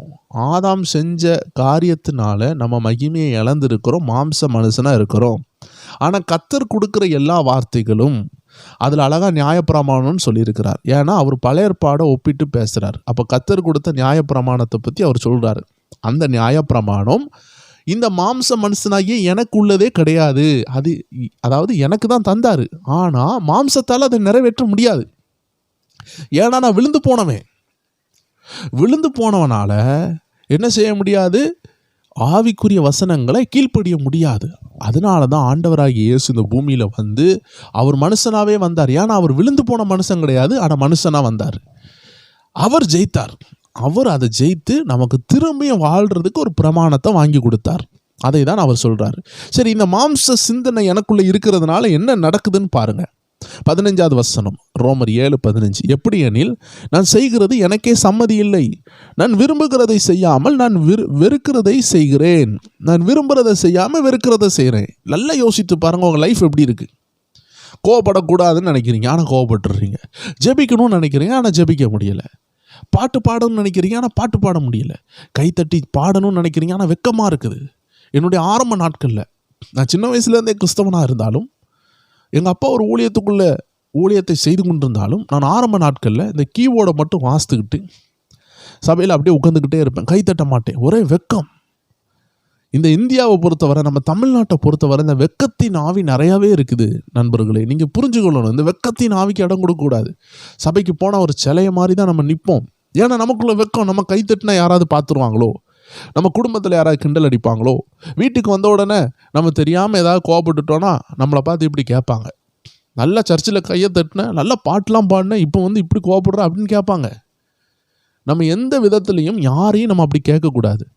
கோவப்படுறது வேற. ஒரு ஆள் கை தட்டின உடனே, பாட்டு பாடின உடனே அவன் கோபப்படாமல் மாறிடுவான்னு பைபிளில் எங்கேயுமே போடலை. அதை நம்ம புரிஞ்சு கொள்ளணும். நிறைய பேர் இன்றைக்கி பெந்தகோஸ்து மக்களை இன்னைக்கு கிண்டல் பண்ணுற காரணம், ஆவிக்குரிய மக்கள்னு சொல்லக்கூடிய இந்த அந்நிய பாஷை அடையாளங்களை பெற்றுக்கொண்ட ஒரு குரூப்பு பெந்தகோஸ்த். அதுக்கு ரொம்பவே இம்பார்ட்டன்ட் கொடுத்தாங்க பெந்தகோஸ்த் மக்கள். புரொட்டஸ்டன்ட் மக்களும் அதுக்கு இம்பார்ட்டன்ஸ் கொடுத்தாங்க. கரிஸ்மேட்டிக் மக்கள், ரோமன் கேத்தலிக் மக்களும் அதில் இப்போ இம்பார்ட்டன்ஸ் அதிகமாகவே கொடுத்துருந்தாங்க. ஸோ எல்லாருக்குமே ஒரு ஆர்வம் இருக்குது, பைபிளில் சொல்லப்பட்ட அந்த ஆவிக்குரிய வாழ்க்கையை வாழணும். ஸோ அந்த உண்மையான பரிசுத்த ஆவியினால் நடத்தப்படணும்னு ஆசை இருக்குது. ஆனால் நம்ம சபையில் போய் இதை செய்யும் பொழுது நிறைய பேர் கேட்குறது உண்டு, சபையில் போய் குதின்னு குதிக்கிற, அந்நிய பாஷையில் பேசுகிற, வீட்டில் வந்து இப்படி குதிக்கிற அப்படின்னு கேட்பாங்க. என்னுடைய கருத்து என்னவென்றால், ஒரு ஆள் அந்நிய பாஷை பேசுனதுனாலையோ, ஒரு ஆள் பயங்கர வரங்கள்னால கிரியை செய்ததுனாலையோ, இன்னும் சொல்ல போனால் பிசாசையே விரட்டுனதுனாலையோ அவன் பரிசுத்தமாக வாழ முடியும்னு கேட்டால் முடியாது. ஏன்னா பிசாசு விரட்டுறதுனால ஒருத்தன் பரிசுத்தமாக இருப்பானான்னு கேட்டால் முடியாது. அந்நிய பாஷை ரொம்ப பேசுகிற உடனே பரிசுத்தமாக இருக்கான்னு கேட்டால் இல்லை. அதனால தான் பவுல் சொல்கிறாரு, நீ அந்நிய பாஷை பயங்கரமாக பேசினாலும், உனக்கு மலையை பெயர்க்கத்தக்கதான விசுவாசம் இருந்தாலும், அன்பு இல்லாமல் போச்சுன்னா அப்படின்னா என்ன? ஆவிக்குரிய கனி நமக்கு வேணும். அப்போ கனி உள்ளவங்க தான் பரிசுத்தமாக வாழ முடியும்.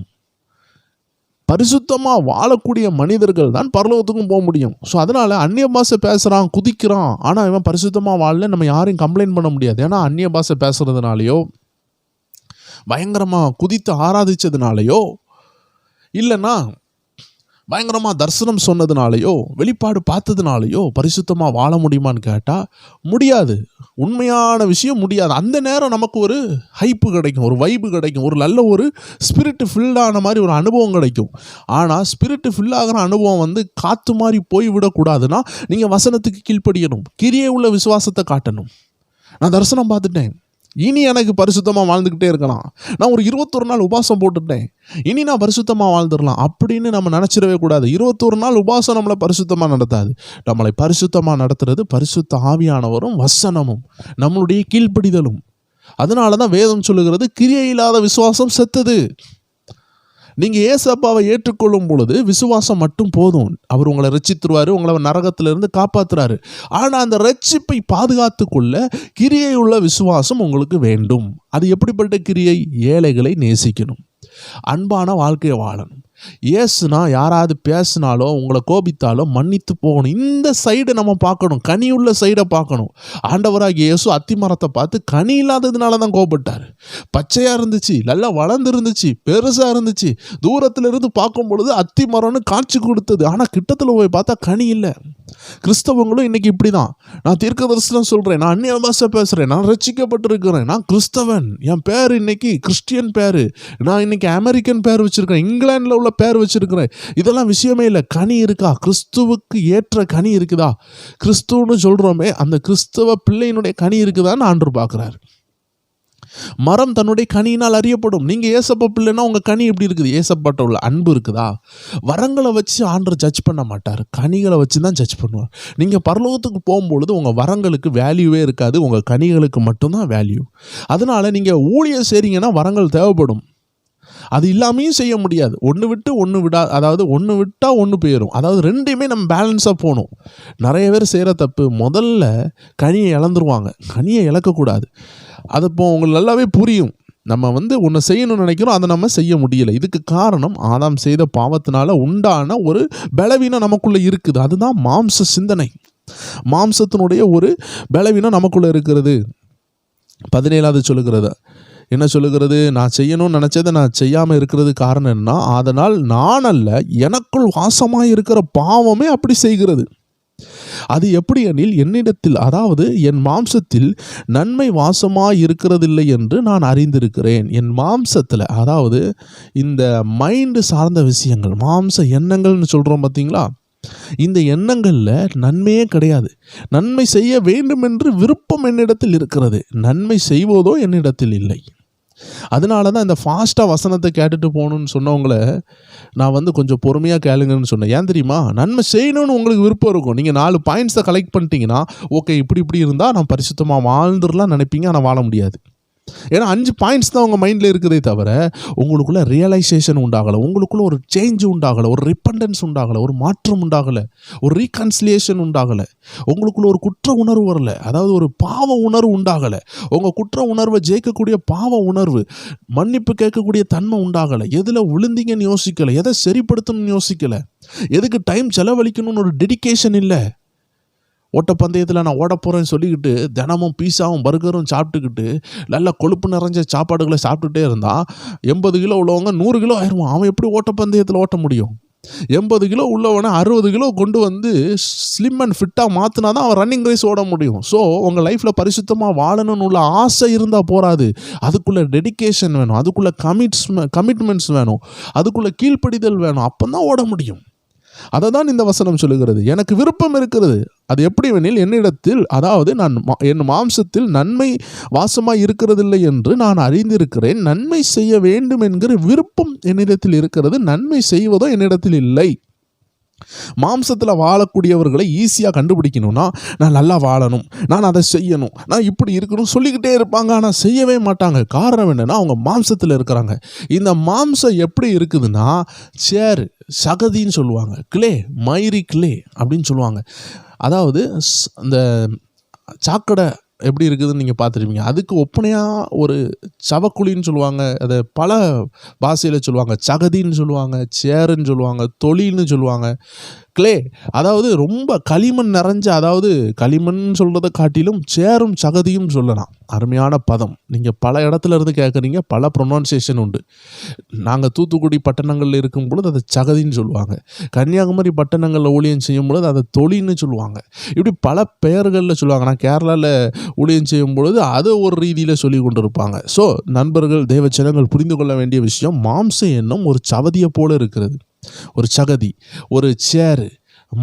மண்ணை குலைத்து வைத்தால் அதுக்குள்ளே ஒரு மனிதன் மாட்டிக்கொண்டால், காட்டுக்குள்ளே இருக்கிற அந்த சகதிகள் சேருக்குள்ளே மாட்டிக்கொண்டால் அவங்க வெளியவே வர முடியாது. எவ்வளோ தூரம் அவங்க வெளியே வரணும்னு நினைக்கிறாங்களோ அவ்வளோ தூரம் அவங்க பாடி வெயிட், அவங்களுடைய அந்த கனம், அவங்க உடம்புல உள்ள கனம் அவர்களை கீழே இழுத்து கொண்டு போகும். அதனால தான் சகதியில் மாட்டினா ரொம்ப உடம்பை போட்டு அசைக்கக்கூடாதுன்னு சொல்லுவாங்க. ஏன்னா அசைக்க நீங்கள் ஒவ்வொரு அடியும் நீங்கள் என்ன செய்வீங்க, கீழே விழுந்து கொண்டே உள்ளே முங்கி கொண்டே போவீங்க. அதுக்கு ஒரு தந்திரம் உண்டு. அந்த தந்திரம் தெரிஞ்சால் தான் வெளியே வர முடியும். இல்லைனா யாராவது கையை பிடிச்சி உங்களை இழுக்கணும். ஆனால் நீங்களே வெளியே வரணும்னு நினச்சி முயற்சி பண்ணி அப்படியே உருண்டு பிறண்டு காலை வெளியே இழுத்தா இன்னொரு கால் உள்ளே போகும், இந்த காலை தூக்குனா மற்ற கால் உள்ளே போகும். ஆக மொத்தம் நீங்கள் உள்ளே முங்கிடுவீங்க. ஸோ சகதி எவ்வளோ ஆழமாக இருக்குதோ அவ்வளோ ஆழம் நீங்கள் உள்ளே போயிருவீங்க. அதனால தான் வசனம் சொல்லுகிறது, கவனமாக கேளுங்க. மாம்சம் என்ன ஒரு சவதியை போல இருக்குது, நீங்கள் வெளியவே வர முடியாது. யாராவது உங்களை தூக்கி விட்டால் தான் வர முடியும். இல்லை என்றால் பரிசுத்த ஆவியானவர் உங்களை நேரடியாக தொடணும். அதுக்கு நீங்கள் விட்டு கொடுக்கணும். நீங்கள் தான் பரிசுத்த ஆவியானவர் தொடுக்கிறதுக்கு விட்டு கொடுக்காம, டைமை கொடுக்காம இருந்தால் வெளியவே வர முடியாது. நீங்கள் அப்படி பரிசுத்த ஆவியானவருக்கு விட்டு கொடுக்காம, ஜப நேரத்தில் உட்காராமல் நீங்கள் திணறிக்கிட்டே இருக்கிற ஒரு நபராக இருந்தால் தான் ஆண்டவர் இப்படிப்பட்ட வசனங்களை அனுப்பியாவது உங்களை தூக்கணும்னு நினைப்பார். இதையும் நீங்கள் மீறிட்டீங்கன்னா நிறைய போராட்டங்கள் வந்து அந்த போராட்டத்தில் நிறையா இழந்து அதுக்கப்புறம் தான் மாம்ச சிந்தனை மாறும். கெட்ட குமாரனை பாருங்கள், நல்லா வீட்டில் கௌரவமாக இருக்கும் பொழுது அவனுக்கு உணர்வு வரலை நான் நல்லா இருக்கிறேன்னு. அவன் அப்பாட்ட உள்ளதை எல்லாத்தையும் வாங்கிட்டு ரோட்டுக்கு போய் எல்லாத்தையும் இழந்து பாவத்தை செஞ்சு எல்லாம் அவனை விட்டு போய் பணத்தை இழந்து பண்ணி தவிட்ட தின்ன பிறகு தான் மாம்ச சிந்தனை மாறுது. இப்போ தான் உணர்வு வருது, நான் என் அப்பா வீட்டில் சாப்பாடு கிடச்சிச்சு, நான் எவ்வளோ கௌரவமாக வாழ்ந்தேன் அப்படின்னு உணர்வு வருது. சில நேரம் நம்ம வசனத்தை கேட்கலன்னா நிறையா அடிப்பட்டு எல்லாம் இழந்த பிறகு உணர்வு வரும். அதனால தான் ஆண்டோடைய வசனம் சொல்லுகிறது, வருமுன் நீங்கள் காத்துக்கொள்ளுங்க, ஞானமாக இருந்து கொள்ளுங்க, வந்த பிறகு ஒன்றும் செய்ய முடியாது. அதனால தான் வசனம் தெளிவாக சொல்லுது, வாலிப பிராயத்தில் நீ களி கூறுற, ஆனால் தீங்கு நாள்னு ஒன்று இருக்குது. அந்த தீங்கு நாள் வர்றதுக்கு முன்னாடி கவனமாக இருக்க வசனம் சொல்லுகிறது. ஸோ தேவ ஜனங்கள் கவனமாக அப்படியே கேளுங்க, இந்த வார்த்தைகளை கவனமாக பாருங்கள். ஆதலால் நான் விரும்புகிற நன்மையை செய்யாமல் விரும்பாத தீமையை செய்கிறேன். அந்தபடி நான் விரும்பாததை நான் செய்தால், நல்ல கவனமாக பாருங்க, நான் அல்ல, எனக்குள்ளே வாசமாக இருக்கிற பாவமே அப்படி செய்கிறது. ஆனபடியால் நன்மை செய்ய விரும்புகிற என்னிடத்தில் தீமை உண்டு என்கிற ஒரு பிரமாணத்தை காண்கிறேன். உள்ளான மனுஷனுக்கு ஏற்றபடி தேவனுடைய நியாய பிரமாணத்தின் மேல் பிரியமாக இருக்கிறேன். அழகா சொல்றாரு. இவன் உள்ளான மனுஷனை கொண்டு வரார். இவர் தான் ஆவிக்குரிய மனுஷன். இந்த ஆவிக்குரிய மனுஷன் தான் என்ன செய்வார்னா, பரிசுத்தமாக வாழ உதவி செய்யக்கூடிய வசனங்களை கற்றுக்கொள்ளுகிற மனுஷன். அந்த மனுஷன் விரும்புகிறான் பரிசுத்தமாக வாழணும்னு, ஆனால் மாம்ச மனுஷன் விடமாட்டேங்கிறான். இப்போ இதை எப்படி ஜெயிக்க? ஏன்னா நம்ம வாழ்கிற இந்த உலகம் பார்த்திங்கன்னா மாம்சத்தை தூண்டுகிற உலகம். கண்ணை திறந்தா கண்ணுக்கு குளிர்ச்சியானது, வாயை திறந்தா வாய்க்கு இன்பமானது தான் இந்த உலகத்தில் கிடைக்குது. இன்றைக்கி பாருங்கள், மோசமான சாப்பாடு. ஊழியக்காரங்க அன்னைக்கு ஃபாஸ்டிங் எடுத்து இந்த சாப்பாடை வேண்டான்னு சொன்னாங்க, ஆடம்பரத்தை வேண்டான்னு சொன்னாங்க, கண்களை குளிர வைக்கக்கூடிய உலக விஷயம் வேண்டான்னு சொன்னாங்க, தன்னை ஆடம்பரப்படுத்தி மாம்சத்தை பேணி கொள்ளக்கூடிய விஷயங்களை வேண்டான்னு சொன்னாங்க. ஏன்னா அது அவர்களை கரப்படுத்தும். அவங்க உள்ளான மனுஷனை டெவலப்பாக பாஸ்டிங் எடுத்தாங்க, கஷ்டத்தில் நின்னாங்க, தியாகத்தில் நின்னாங்க, பணத்துக்காக ஊழியம் செய்யாமல் கர்த்தருக்காக செஞ்சாங்க, இச்சைகளை வெறுத்தாங்க. ஏன்னா அப்பந்தான் உள்ளான மனுஷனை டெவலப் பண்ண முடியும். ஏன்னா இந்த உலகம் முழுக்க மாம்சத்தை தான் சிறந்ததாக மாற்றும். உங்கள் பிள்ளை நீங்கள் டாக்டர் ஆக்கிட்டீங்க, ஆனால் கர்த்தருக்கு பிரியமில்லாத ஒரு டாக்டராக மாறிட்டானா அவள் நல்ல பிள்ளையாக இருப்பாளா? யோசித்து பாருங்கள். ஒரு தேவ பக்தி இல்லாமல் ரட்சிக்கப்படாமல் ஒரு பிள்ளை டாக்டர் படிக்க போகுது. உங்கள் ஆசையும் டாக்டர் படிக்கணும், கலெக்டராக மாறணும். இன்றைக்குள்ள சூழல் பாருங்கள். டாக்டர் படிக்க போன பிள்ளைகள், நாசமான பிள்ளைகள் எத்தனை பேர் இருக்கிறாங்க. தன்னுடைய பரிசுத்தத்தை நான் காத்து கொண்டேன்னு சொல்லி சாட்சி சொல்ல முடியுமா? இன்னைக்கு ஆம்பளை பிள்ளைனாலும் சரி, பெண் பிள்ளைனாலும் சரி, ரட்சிக்கப்பட்ட பிள்ளைகளே கஷ்டப்பட்டு கொண்டு இருக்கும் பொழுது, ரட்சிக்கப்படாத பிள்ளைகள் வேணும்னா நல்ல கண்ணியமான குடும்பத்தில் பிறந்த பிள்ளைகள் தன்னை காத்து கொள்கிறாங்க. ஆனாலும் வசனத்தின்படி அவர்கள் காத்து கொள்ளலை. அம்மா அப்பாவுக்கு கேவலம் வந்துடக்கூடாது, நான் என் லைஃப்பை நாசாக்கிடக்கூடாது, வியாதிகள் வந்துவிடக்கூடாதுன்னு அவர்கள் கவனமாக இருக்கிறார்களே தவிர வசனத்தை கேட்டு அவர்கள் தியாகமாக இருக்கவில்லை. இந்த உள்ளான மனுஷனின்படி வாழ்ந்து அவர்கள் தியாகமாக இருக்கவில்லை. அவர்கள் சரி சில ரூல்ஸ் ரெகுலேஷன் வைத்து தன்னை காத்துக்கொள்கிறாங்க. இது எவ்வளோ நாள் போகும்னு நம்ம சொல்ல முடியாது. அதனால் உங்கள் பிள்ளைகளை இன்றைக்கி நீங்கள் உயர்ந்த இடத்துக்கு போகணும்னு நினைக்கிறீங்கன்னா முதல்ல அவங்களுடைய ஆவிக்குரிய பாதுகாப்பை நீங்கள் உணர வேண்டும். நிலவுக்கு போகணும்னு சொல்லக்கூடிய நபர் நிலவனுடைய ட்ரெஸ்ஸுகளை எடுத்துக்கொண்டு போகவில்லை என்றால் அங்கே போய் மறித்து விடுவார்கள். இதே போல் இந்த உலகத்தில் நம்ம சாதிக்கணும்னு நினைக்கிறீங்கன்னா முதல்ல சேஃப்டி தேவை. சேஃப்டி இல்லாமல் ஒன்றுமே செய்ய முடியாது. இந்த மீன் வெட்டுறவங்க கையில் ஒரு க்ளவுஸ் போட்டிருப்பாங்க, தெரியாமல் கத்தி கையில் விழுந்தாலும் அது அவங்க கையை வெட்டாது. ஏன்னா அப்படிப்பட்ட ஒரு டிஃபென்ஸ் உண்டாக்கக்கூடிய ஒரு நல்ல ஒரு க்ளவுஸ் போடுவாங்க. அது கிட்டத்தட்ட இரும்புகள் வெட்டாதபடி ஒரு க்ளவுஸ் போட்டிருப்பாங்க. இதே போல் ப்ரிவென்ஷன் நமக்கு தேவை. நம்ம கொரோனா நாட்களில் மாஸ்க் போட்டிருந்தோம். ஏன்னா நம்ம அடுத்த ஆளுக்கு உதவி செய்ய போனாலும் அந்த கொரோனா நம்மளை தாக்கிடக்கூடாதுன்னா நம்ம மாஸ்க் போட்டு கவனமாக இருக்க வேண்டிய ஒரு அவசியம் இருக்கிறது. ஸோ அதனால் நான் ரீசெண்டாக ஒரு டாக்டர் பிள்ளையினுடைய சாட்சியை கேட்டு தான் ஆச்சரியப்பட்டேன். அந்த பிள்ளையினுடைய அப்பா பாஸ்டர். அந்த பிள்ளை திருமணம் ஆகி போன நபர் கிட்டத்தட்ட 2-3 பேர் அவன் கல்யாணம் பண்ணி அவன் கல்யாணத்தில் இருந்து ஒவ்வொரு பிள்ளைகள்கிட்ட இருந்து நகையை ஏமாற்றி அவன் உல்லாசமாக மோசமாக வாழ்ந்து கொண்டிருக்கிற ஒரு பையனை போய் தெரியாமல் கட்டியிருக்கிறாங்க. ஆண்டவர் இவ்வளோ பெரிய கேடுக்கு அனுமதிக்கவே மாட்டார். நம்ம உண்மையாகவே கர்த்தருடைய பரிசுத்த ஆவியின் சத்தத்தை கேட்டு வாழுகிற நபர்னா அந்த மாதிரி கேடுல நம்ம விழமாட்டோம். இந்த சகோதரியும் சரி, இவன் வெளிநாட்டுக்கு போயிட்டு எந்த ஊரில் வேலை செய்ய மாட்டேக்கான்னு சொல்லிட்டு அவங்களுடைய அந்த பையனுடைய சித்தப்பாவை கான்டாக்ட் பண்ணி இவங்களும் வெளிநாட்டில் போய் பார்த்தா இவன் அங்கே ஒரு பிள்ளையோடு இருந்து கொண்டு இருக்கிறான். ஆல்ரெடி அவனுக்கு கல்யாணம் ஆகி ஒரு பிள்ளையை டைவர்ஸ் பண்ணி அந்த லெவலில் அவன் தள்ளி வச்சிருக்கிறான். அவங்க அப்பா அந்த முதல் திருமணமான பிள்ளைக்கு என்ன விஷமருந்து கொடுத்தாரோ அந்த பிள்ளையினுடைய கைகாலெலாம் செயலிழந்துட்டு. ரட்சிக்கப்பட்ட பிள்ளைகள் இன்னைக்கு மேட்ரோமோனின்னு சொல்கிற குரூப்பில் வரக்கூடிய எல்லாம் தேவ சித்தம்னு நினைக்கிறாங்க. யாராவது என்ன தேடி வந்துட்டால் சித்தம்னு நினச்சிடுறாங்க. அப்படி கிடையாது. சித்தமானு கவனமாக பார்க்கணும். ஏன்னா நாளைக்கு போயிட்டு லைஃப்பை இழக்க போகிறது உங்கள் பிள்ளைகள் தான். அதனால தான் கவனமாக ஜெபித்து நடத்த வேண்டிய ஒரு சூழ்நிலையாக இன்னைக்கு இந்த உலகம் இருக்கிறது. ஏன்னா இந்த உலகம் அவ்வளோ மோசமாக இருக்கிறது. டாக்டர் படித்த பிள்ளைகள், பாஸ்டருக்கு பிள்ளைகள் ஏன் இன்னைக்கு கெட்டு போகிறாங்க? ஏன் இந்த மாதிரி பாவத்தில் ஆண்டவருடைய கரம் அவர்களை அனுமதித்தது என்றால் அவர்கள் ஜெபிக்காமல் கர்த்தருடைய சத்தத்தை கேட்காமல் போயிட்டாங்க. மாம்ச எண்ணங்களுக்கு தன்னை விட்டு கொடுத்துட்டாங்க. ஸோ தேவ ஜனங்களை, உயர்வை எதிர்பார்க்குற நம்ம உயர்வுக்கு முன்னாடி உங்கள் பிள்ளை சேஃப்டியாக இருக்குதா? எங்கள் அம்மா அப்பா அடிக்கடி சொல்லுவாங்க, ஆண்டவரே எங்களுக்கு பணத்தை மட்டும் தராதீரும். எங்கள் பிள்ளைகள் பண ஆசை இல்லாமல் பணத்தை கவனமாக அதை கருத்தாக ஆளக்கூடிய தன்மை உண்டாச்சுன்னா அதை எங்களுக்கு தாங்கன்னு சொன்னாங்க. அதனால எங்கள் வாழ்க்கையில் நிறைய கஷ்டங்களை நான் அனுபவிச்சிருக்கிறேன். என்னைக்கு எங்களுக்கு அந்த ஞானம் வந்துச்சோ அதுக்கப்புறம் தான் ஆண்டவர் தர ஆரம்பித்தார். ஒவ்வொரு பிள்ளைகளுக்கும் அம்மா அப்பா ஜெபிக்கணும், ஒவ்வொரு பிள்ளைகளும் ஜெபிக்கணும். ஆண்டவரே, நான் கெட்டு போயிடுவேன்னா எனக்கு அது வேண்டாம். ஒரு ஊழியரை பார்த்து பிசாசு சொல்லியிருக்குது, நீ சீக்கிரமாக இச்சையில் விழுவேன்னு சொல்லியிருக்குது. உடனே அவர் எப்படி தெரியுமா ஜெபித்தாரு? நான் விழக்கூடாதாப்பா, நான் விழவே கூடாது. அப்படி நான் விழுகிறேன்னா, அப்படி நான் ஊழியத்தை செய்கிறேன்னா, இச்சையில் விழுந்து நாசமாக போகிறேன்னா எனக்கு குஷ்டரோகம் வரட்டும். தன்னை விட்டு கொடுத்தார். இப்படி சொல்ல துணிகரம் உள்ளவங்க யார் இருக்கிறா? யோசித்து பாருங்கள். பரிசுத்தமாக வாழ்கிறதுக்காக ரத்தம் சிந்துற அளவுக்கு விட்டு கொடுக்குறவங்க யார் இருக்கிறான்னு பவுல் கேட்குறாரு. பரிசுத்தமான வாழ்லனா ஆண்டவரை அவன் காலை உடைங்கப்பான்னு சொல்ல தகுதி உள்ளவங்க இன்னைக்கு இல்லை. பரிசுத்தமாக வாழணும்னு எண்ணம் இல்லை. அப்போ எப்படி வாழ முடியும்? யோசித்து பாருங்கள். நம்ம இருக்கிற உலகத்தினுடைய வட்டாரமே எப்படி இருக்குது? நம்ம இச்சைகளை தூண்டுகிற வட்டாரம். செல்ஃபோனை எடுங்க, அவங்க இச்சைகளை தூண்டுகிற வட்டாரம். ஃபேஸ்புக், வாட்ஸ்அப், இப்படியே மோசமான வட்டாரம்.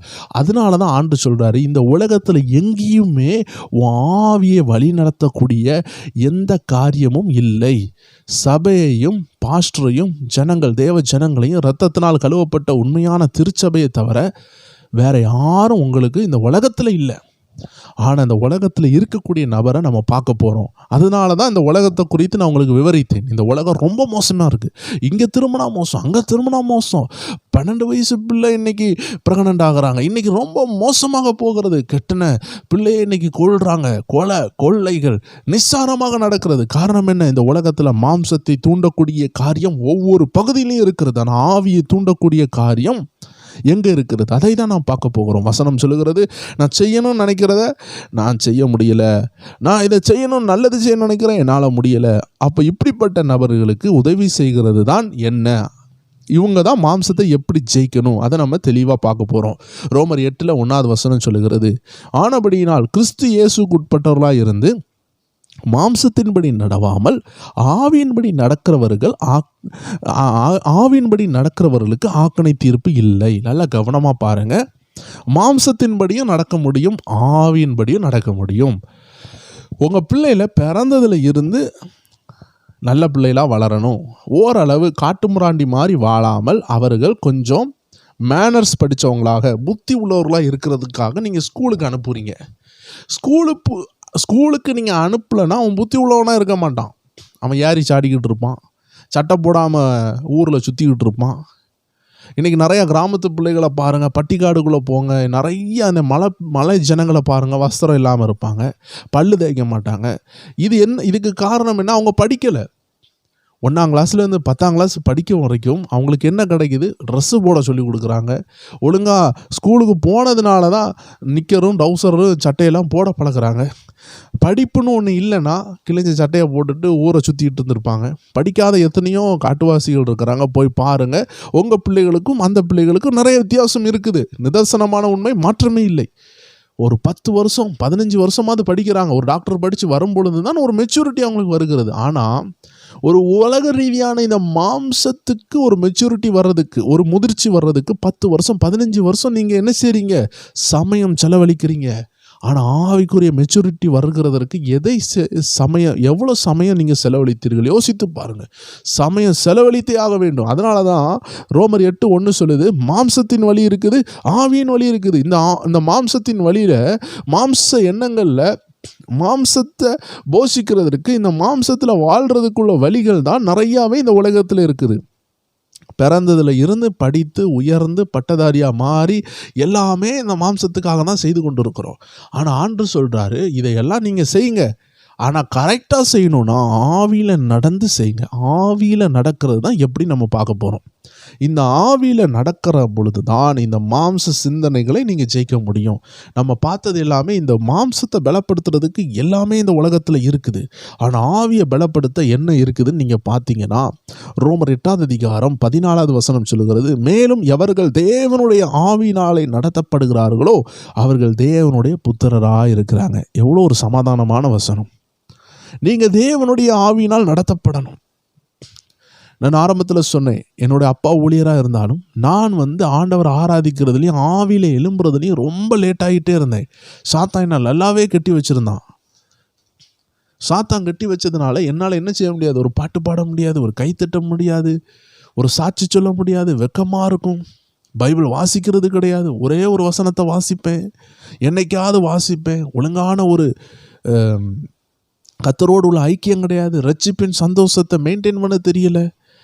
வீட்டில் ஒரே கம்பல்சன் தான். பைபிளை வாசி, ஜெபி, கையத்தட்டு அப்படின்னு சொல்லுவாங்க. ஆனால் நமக்கு அது மனசார வரல. அவங்க சொல்ல சொல்ல என் மனசு இறுகுச்சே தவிர என் மனசு லெகுவாகலை. எல்லாரும் சொல்லும் பொழுது எனக்கு கோபமும் எரிச்சலுமே வருமே தவிர எனக்குள்ள மாற்றம் வரல. ஆனால் ஒரு நாள் நான் டிசிஷன் எடுத்தேன். நல்லா யோசித்து பாருங்க. கெட்ட குமாரன் பணத்தெல்லாம் செலவழிச்சான். 1000 பேர் ஆலோசனை சொன்னாங்க, மாறுப்பா, இப்படி செய்யாதப்பா, அப்படி செய்யாதப்பான்னு சொல்லும் பொழுது அவன் மாறலை. ஆனால் அவன் ஒரு தீர்மானம் எடுத்தான், நான் மாறணும். அன்னைக்கு மாற்றம் வந்துச்சு. இதே போல தான் நம்ம மாறணும், நம்ம நினைக்கலன்னு நம்ம வாழ்க்கையில் மாற்றம் வராது. எனக்காக யாராவது நினச்சி என் வாழ்க்கையை மாற்றுவாங்கன்னா அது நடக்காது. யாராவது என் தலையை தொட்டு வாழ்க்கையை மாற்றுவாங்கன்னா அது நடக்காது. நீங்கள் தான் பொறுமையாக போய் நீங்கள் தான் மாற்றுறதுக்கு உங்களை விட்டு கொடுக்கணும். நானும் என்னுடைய இளம் வயசில் நான் தீர்மானித்தேன். சின்ன வயசுலேருந்து ஏசப்பா பிள்ளையாக இருந்தாலும் எனக்குள்ள ரட்சிப்பு கிரியை செய்ய, எனக்குள்ள அபிஷேகம் கிரியை செய்ய நான் விட்டு கொடுக்குற நாட்கள் வந்தது. ஆவியினால் நடத்தப்படுறதுக்காக நான் விட்டு கொடுத்தேன். நான் சின்ன வயசில் ரட்சிக்கப்பட்டிருந்தாலும் அந்த ரட்சிப்பை காத்துக்கொள்ளாமல் இருந்தேன். ஒரு குறிப்பிட்ட நாள் வந்தது, நான் மனம் மாறினேன். இனி நான் ஆராதிப்பேன், இனி நான் ஆக்டிவாக இருப்பேன், இனி நான் வசனத்தை வாசிப்பேன், இனி நான் உண்மையாக இருப்பேன். பல பாடுகளுக்கு பின்னாடி நான் தீர்மானம் எடுத்தேன். 3 ஆக்சிடெண்ட் எனக்கு உண்டாச்சு. அந்த 3 ஆக்சிடெண்ட்டும் நான் படிக்கும் பொழுது, வாலிப பையனாக இருக்கும் பொழுது எனக்கு உண்டாகுது. ஆனால் அந்த வாலிப வயசுலேயே நான் என்ன செய்கிறேன்? உடனடியாக என் வாழ்க்கையை மாற்றுகிறதுக்கு என்னை ஒப்பு கொடுக்குறேன். பிசாசு என்னை பயங்கரமாக தடுத்தான். ஆனாலும் ஆண்டு சமூகத்தில் நான் தீர்மானம் எடுத்தேன். ஆண்டவருடைய நேரமும் வந்தது. என்னுடைய கைகளை ஆண்டவர்கிட்ட ஒப்பு கொடுத்தேன். ஆண்டவரை நீங்கள் நடத்துங்கப்பா. ஒரு மணப்பெண் தன் கணவருடைய கையோடு கை கொடுத்து, இனிமேல் நான் உமக்கு மணப்பெண் ஒப்பு கொடுக்கறது போல ஆண்டவரே நீங்கள் என்னை நடத்துங்கன்னு ஒப்பு கொடுத்தேன்.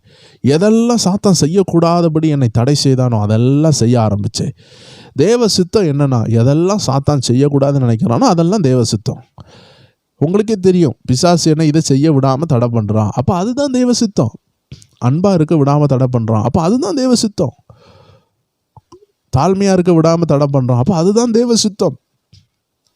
ஜெபிக்க விடாமல் மொபைலை நோண்ட வைக்கிறான், அப்போ மொபைலை ஒதுக்கி வைக்கிறது தான் தேவ சித்தம். ஜெபிக்கிற நேரம் அதை ஒதுக்கி வச்சிருங்க. இப்படி எதெல்லாம் தேவ சித்தமோ அதை சாத்தான் தடை பண்ணிகிட்டு இருப்பான். அப்போ எனக்கு தெரியும், எதெல்லாம் நான் செஞ்சால் நான் உயர்ந்துருவேனோ அதெல்லாம் தடை பண்ணிக்கிட்டு இருந்தான். ஆனால் நான் ஆவியானவரால் நடத்தப்பட என்னை விட்டு கொடுத்தேன். இத்தனை நாள் உலகம் சொன்னதை கேட்டாச்சு, டீச்சர் சொன்னதை கேட்டாச்சு, ஸ்கூல் சொன்னதை கேட்டாச்சு, காலேஜ் சொன்னதை கேட்டாச்சு, நண்பர்கள் சொன்னதை கேட்டாச்சு, உலக வாழ்க்கை வழிகளில் வந்தாச்சு. உலகத்தில் சினிமாவில் போடுற மாதிரி ட்ரெஸ்ஸஸ் தான் இன்றைக்கி போட்டுக்கிட்டு இருக்காங்க. ஒரு முடி வெட்டுற கடைக்கு போனால் கூட அது சினிமாக்காரன் வெட்டுற மாதிரி தான் பண்ணிக்கிட்டு இருக்காங்க. இப்போ ஆவியில் நடக்கிறவன் ஒரு முடி வெட்டுற கடைக்கு போனால் என்ன செய்வான்னு நான் சொல்கிறேன் என் ஊழிய அனுபவத்தில் இருந்து. ஒரு உலகத்தான் அதை இன்ட்ரெஸ்ட்டாக முடிய வெட்டிட்டு வந்துடுவான். ஆம்பளையில் எல்லோரும் போகிறோம், நம்மளும் ட்ரெண்டுக்கு ஏற்றாக்கெல்லாம் தான் வெட்டிட்டு வரோம். ஒவ்வொரு சினிமாக்காரன் என்ன மீசையை வைக்கிறானோ அதுதான் ட்ரெண்டு. ஒவ்வொரு வெளிநாட்டுக்காரன் சாத்தா சவக்காரன் உலகத்தான் பிசாசு பிடிச்சவே என்ன ட்ரெண்டு வைக்கிறானோ அதை தான் முடிக்கடையிலையும் வெட்டி கொண்டு அதை ட்ரெண்டாக வைப்பாங்க. அந்த ட்ரெண்டை தான் நம்ம ஏசப்பா பிள்ளைகளும் போய் வாங்கிட்டு வருவோம். ஆனால் என்ன மாதிரி ஆள்கள் முடிவெட்ட போகும்பொழுது ஊழியத்தில் இருக்கிறனால நான் சொல்கிறத தான் நாங்கள் வெட்ட வைப்பேன். என் மாடலில் நான் சொல்லுவேன். ஒரு ஏசப்பா பிள்ளை ஒரு ஊழியக்காரனுக்கு எப்படி இருக்கணுமோ அந்த மாடலை நம்ம சொல்லணும். அவங்கள்ட்ட போயிட்டு உங்கள் இஷ்டப்படி வெட்டுங்க, இந்த மாடலில் வெட்டுங்கன்னா அவன் ஒரு சினிமாக்காரன் ஸ்டைலில் வெட்டி விடுவான். ஏசப்பா பிள்ளைகளுக்கு தலையில் ஒரு சினிமாக்காரன் ஸ்டைலாக இருக்க முடியும்? யோசித்து பாருங்கள். இதே போல் இந்த வஸ்திரம் வாங்க போனாலும் ஊழியர்களுக்குள்ள வஸ்திரம் உண்டு. நீங்கள் போயிட்டு சொல்லணும், இல்லைன்னா அளவெடுத்தாது தைக்கணும். இந்த உலகம் ட்ரெண்டில் தான் போயிட்டுருக்கோம். ஆனால் நீங்கள் ஆவியின் வழியை விட்டு விடக்கூடாது. 2 வழி இருக்குது. ஒன்று ஆவியானவருடைய வழி, ஒன்று மாம்ச இச்சைகளின் வழி, சொந்த வழி, பிசாசின் வழி.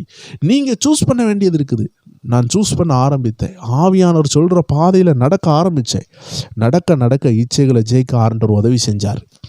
இன்றைக்கி உங்களுக்கு முன்னாடி சாட்சியாக நிறுத்தியிருக்கிறாரு. எல்லா மாம்சமும் ஒரே மாம்சம்தான். எனக்கு மட்டும் பரிசுத்த மாம்சம் வந்துட்டு நினச்சிங்களா? இல்லை. ஊழியம் சேர்க்குறவங்கெல்லாம் பரிசுத்தமான மாம்சம் உள்ளவங்க நினச்சிங்களா? இல்லை. எல்லாருக்கும் அதே மாம்சம்தான். ஆண்டவராக இயேசு சொன்னார் யோவான் 6:63, மாம்சத்தில் நன்மை இல்லை, அப்படின்னு சொல்கிறாரு. அப்படின்னா மாம்சத்தில் நன்மையே இல்லை, அங்கே குடி இருக்காது. அது எவ்வளோ பெரிய ஊழியக்காரனாக இருந்தாலும் அவங்க நல்லவங்களாக ஊழியம் செய்கிறதுக்கு காரணம் அவங்க ஆவியின் வழியை சூஸ் பண்ணிட்டாங்க. இப்போ நீங்கள் தேர்ந்தெடுக்க வேண்டிய ஒரு நிலைமை வந்துட்டு, நீங்கள் தேர்ந்தெடுக்க வேண்டியது ஆவியின் ஜீவனுள்ள பாதை. அப்போ தான் மாம்சத்தை ஜெயிக்க முடியும். இது ஒரு நிமிஷத்தில் நடக்கிற விஷயம் இல்லைங்க. இது கொஞ்சம் டைம் எடுக்கும். இதுக்கு நீங்கள் விட்டு கொடுக்கணும், கொஞ்சம் முயற்சி செய்யணும். அதனால தான் ஆரம்பத்தில் சொன்னேன், ஒரு பிள்ளை தவழுதுன்னா இந்த பிள்ளைக்கு நடக்க தெரியாது, இது சப்பானின்னு நீங்கள் சொல்ல முடியுமா? தவுளுகிறது ஒரு ஸ்டேஜ். இன்றைக்கி ஆவிக்குரிய வாழ்க்கையில் ஒரு நாள் பரிசுத்தமாக இருக்கிறீங்க, 9 நாள் விழுறீங்கன்னா நீங்கள் ஆவியில் வந்துட்டீங்க, வளர ஆரம்பிக்கிறீங்க. ஒரு பிள்ளை பிறந்த உடனே நடக்க ஆரம்பிச்சிருமா? நடக்காது இல்லவா? இதே போல் பிறந்த உடனே அது சிரிக்க ஆரம்பிக்கும். அதனுடைய கழுத்து நிற்கிறதுக்கே கொஞ்சம் டைம் ஆகும், அது எலும்பி உட்கிறதுக்கு டைம் ஆகும், அது உருள்றதுக்கு டைம் ஆகும், அது தவழுகிறதுக்கு டைம் ஆகும், அது நிற்கிறதுக்கு டைம் ஆகும். ஒவ்வொன்றுக்கும் டைம் ஆகுது. அது நடக்கிறதுக்கு டைம் ஆகும், அது ஓடுகிறதுக்கு டைம் ஆகும், அது குதிக்கிறதுக்கு டைம் ஆகும். ஒவ்வொன்றுக்கும் டைம் இருக்குது. பிறந்த பிள்ளை தவழ்ந்துட்டு இருக்கிறத பிள்ளையை பார்த்து இது சப்பானியோ அப்படின்னு யோசித்தா என்ன ஆகும்? இது ஊமையா? கொஞ்சம் டைம் கொடுங்க, அது பேசுகிறது கொஞ்சம் டைம் எடுக்கலாம். எல்லா பிள்ளைகளும் பிறந்ததில் இருந்து 8 மாதத்தில் 9 மாதத்தில் இல்லை 1.5 வயசில் எல்லாரும் கட்டாயமாக பேசணும் என்று எங்கேயும் போடவில்லை. சில பிள்ளைகள் 1.5 வயசில் 2 வயசில் 2.5 வயசில் பேசுது, நடக்குது. ஒவ்வொரு பிள்ளைகளுக்கும் ஒவ்வொரு டைம் இருக்குது. இதே போல் ஆவிக்குரிய வாழ்க்கையில் நீங்கள் மற்றவங்கள போல் நான் வளரணும்னு நினச்சி முடியாது.